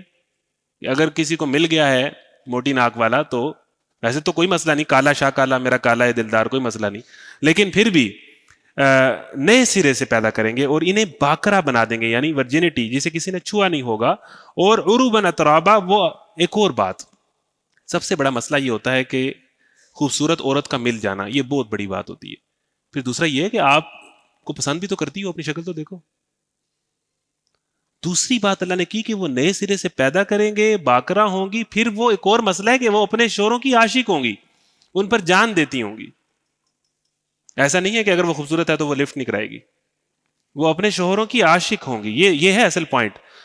اور عمر میں ہم سن، سارے عمر میں برابر ہوں گے. یہ کچھ ہے دائیں بازو والوں کے لیے. یہ تو ہوگی جی جنت. اب انشاءاللہ آخری پارٹ ہے. معذرت، آج 4:15 ہو گئے ہیں، پورا ٹائم ہمارا 4:15 ہی ہے، تو اس کے لیے معذرت. تو آخری پارٹ میں تلاوت کروں گا اور اس کے بعد ہمارا یہ آج کا لیکچر ختم ہے. اور کل کے لیکچر کا میں نے آپ کے سامنے اعلان کرنا ہے. لے جی، شکر ہے، چلا گیا. بائیں بازو والے جوانوں، آخری میسج ہے، بڑے غور سے سنیے گا.